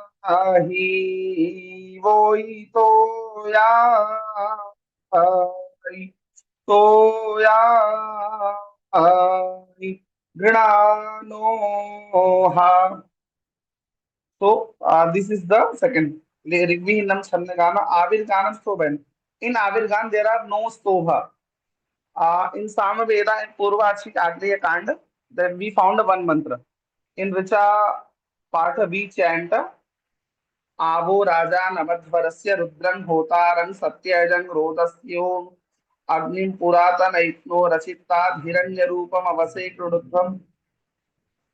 In music, in chant, Avo Raja Namadva Rasya Rudraha. So this is the Avirganasya example. Okay. So we know that these are three stobha. This slows the heart rate, lower cholesterol, trees hormone, and industrially shift active brainwaves into the calm alpha and theta states. The basically of Samveda is the three pillar of mantra, swara, and laya. Mantra, we know the mantra and swara and laya also. Mantra is the scared semantic meaning and intention. In swara, the precise pitch and microtonal frequency. What is the laya? Laya is the cosmic rhythm that syncs our biological clock and breathing. And Gana, if we move to Gana tradition, environmental harmony. We know the Samagana start from the sage Gemini. Firstly, from Gemini. Now we have a three branches of the Samaveda, Kautumarani and Gemini. And the two, if we know the two singing Sama chanting is divided into two primary collection. We know na that Gramagiya Gana, Arandigan, earlier told it. And Samagan is connection with nature. Certain frequencies harmonize energies while the others human consciousness to the raw vibration of nature. And the Samaveda is the bridge of Gandharva Veda and Ayurveda also. We know Upaveda of Samaveda is Gandharva Veda. And Samaveda gives rise to Gandharva Veda. Gandharva Veda is the ancient Vedic science of music. It means what is the music? Geetam, Vadyam, Tatha, Nrityam, Trayam, Sangeetam, Uchyate. Sangeeta Ratnakar, Acharya told Geetam, Vadyam, Tatha, Nrityam, Trayam, Sangeetam, Uchyate. On that also three dosha balancing. We know the three dosha, Vata, Pitta and Kapha. Just as herbs heal physical tissues in Ayurveda, specific musical notes and microtones, Shrutis, balance the three biological energies in Samveda also. Deep, sustained pitches, Mandraswara, while cooling the metallic notes.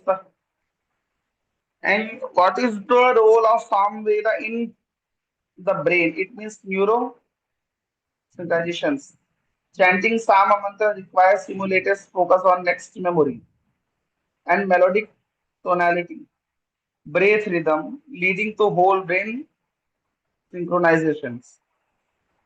The humming vibrations active nitrous oxide release in nasal cavity, inhaling oxygen, circulation opening the suitable energy channels, that's called the nadis, and calming the mental patterns. Basically, modern music entertains the sense from the outside. Once again, I told you the powerful lines is this: modern music entertains the sense from the outside. In Samaveda musicology, transform consciousness from the inside out.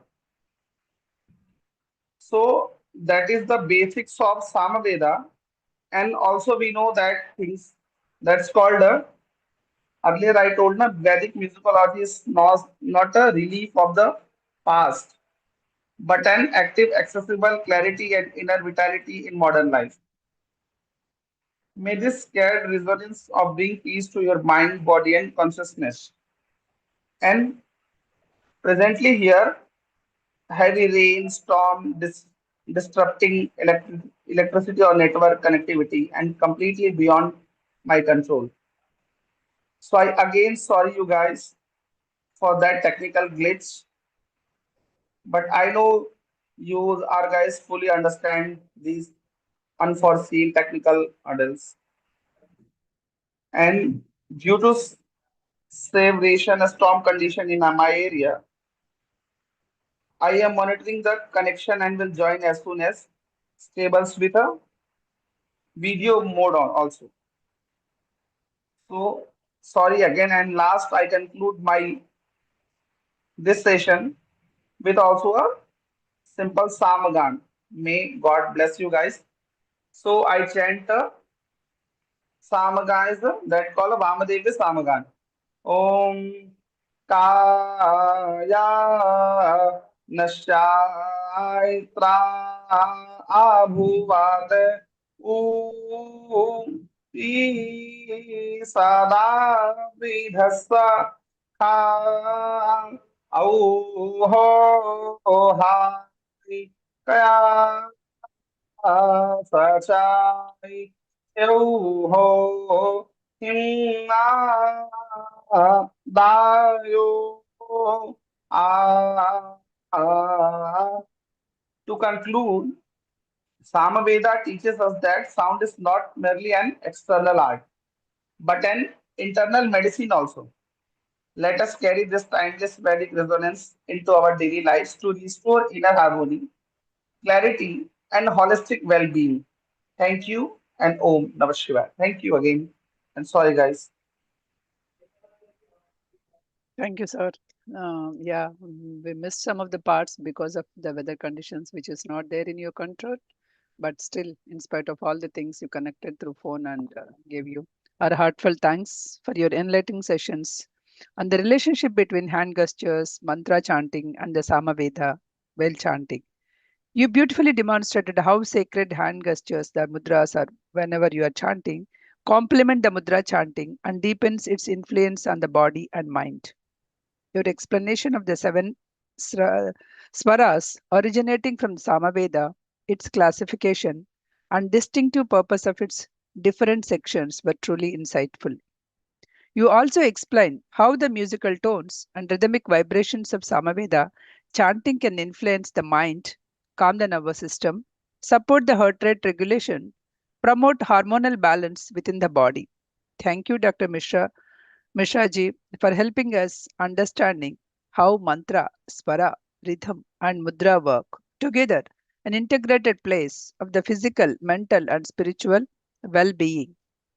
Lastly, you also said, while modern music often entertains us from outside, the sacred chanting of Samaveda transforms us from within, harmonizing the brain, nervous system, strengthening the memory, supporting the health circulation, awakening the subtle energy centers, and bringing the deeper clarity to the purpose of human life. Thank you. Thank you so much, Mishraji, for Thank your you. enlightening session. And Purvi, please pass on again the registration link. I'm sure many would be interested in joining these workshops, which is happening in September 18th to 20th. So all please enroll yourself to deepen your understanding and to get the more knowledge about it. Now, before we conclude, so Krishnamurti sir or Rashmi madam, do you want to talk?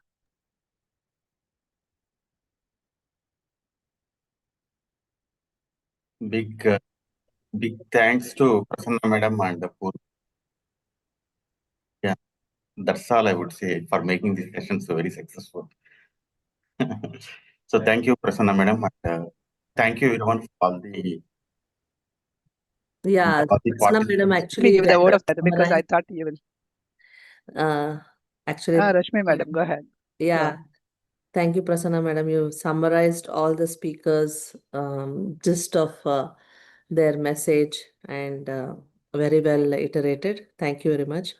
And I would like to, welcome all the attendees to tomorrow's session also, since we'll be continuing the knowledge sessions tomorrow, being the day 2.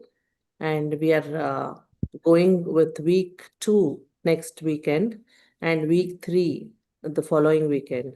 It's complete knowledge sessions which will be happening throughout the 3 weekend series.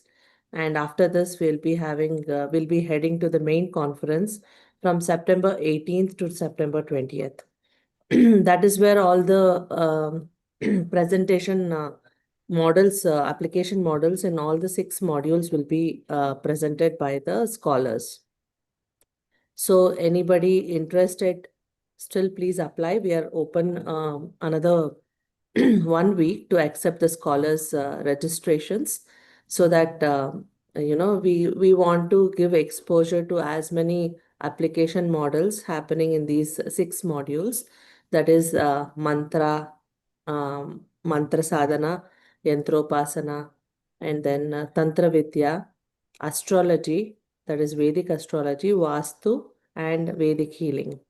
So these are the 6 modules which are directly relevant to the community, and it helps address the challenges in the community. And we want to encourage scholars to see how they can apply these Vedic knowledge and principles to the application models to serve the humanity. Thank you very much. I'll end my speech with this note. Yeah, as just mentioned, please do attend tomorrow to learn more because this is just the glimpse and we got only the few things, right?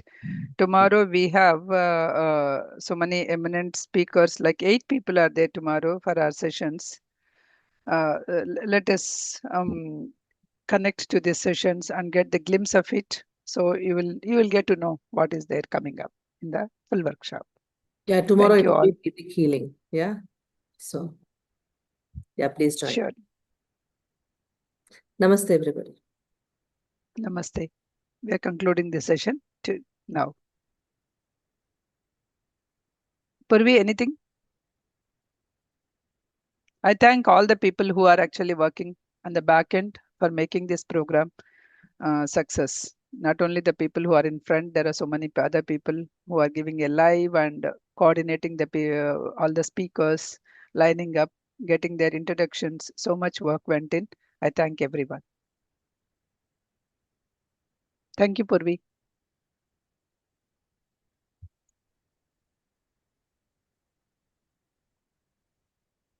Thank you, Prasanna madam. Thank you, Purvi. Yeah, thank you very much, Purvi and all the back team. Thank you.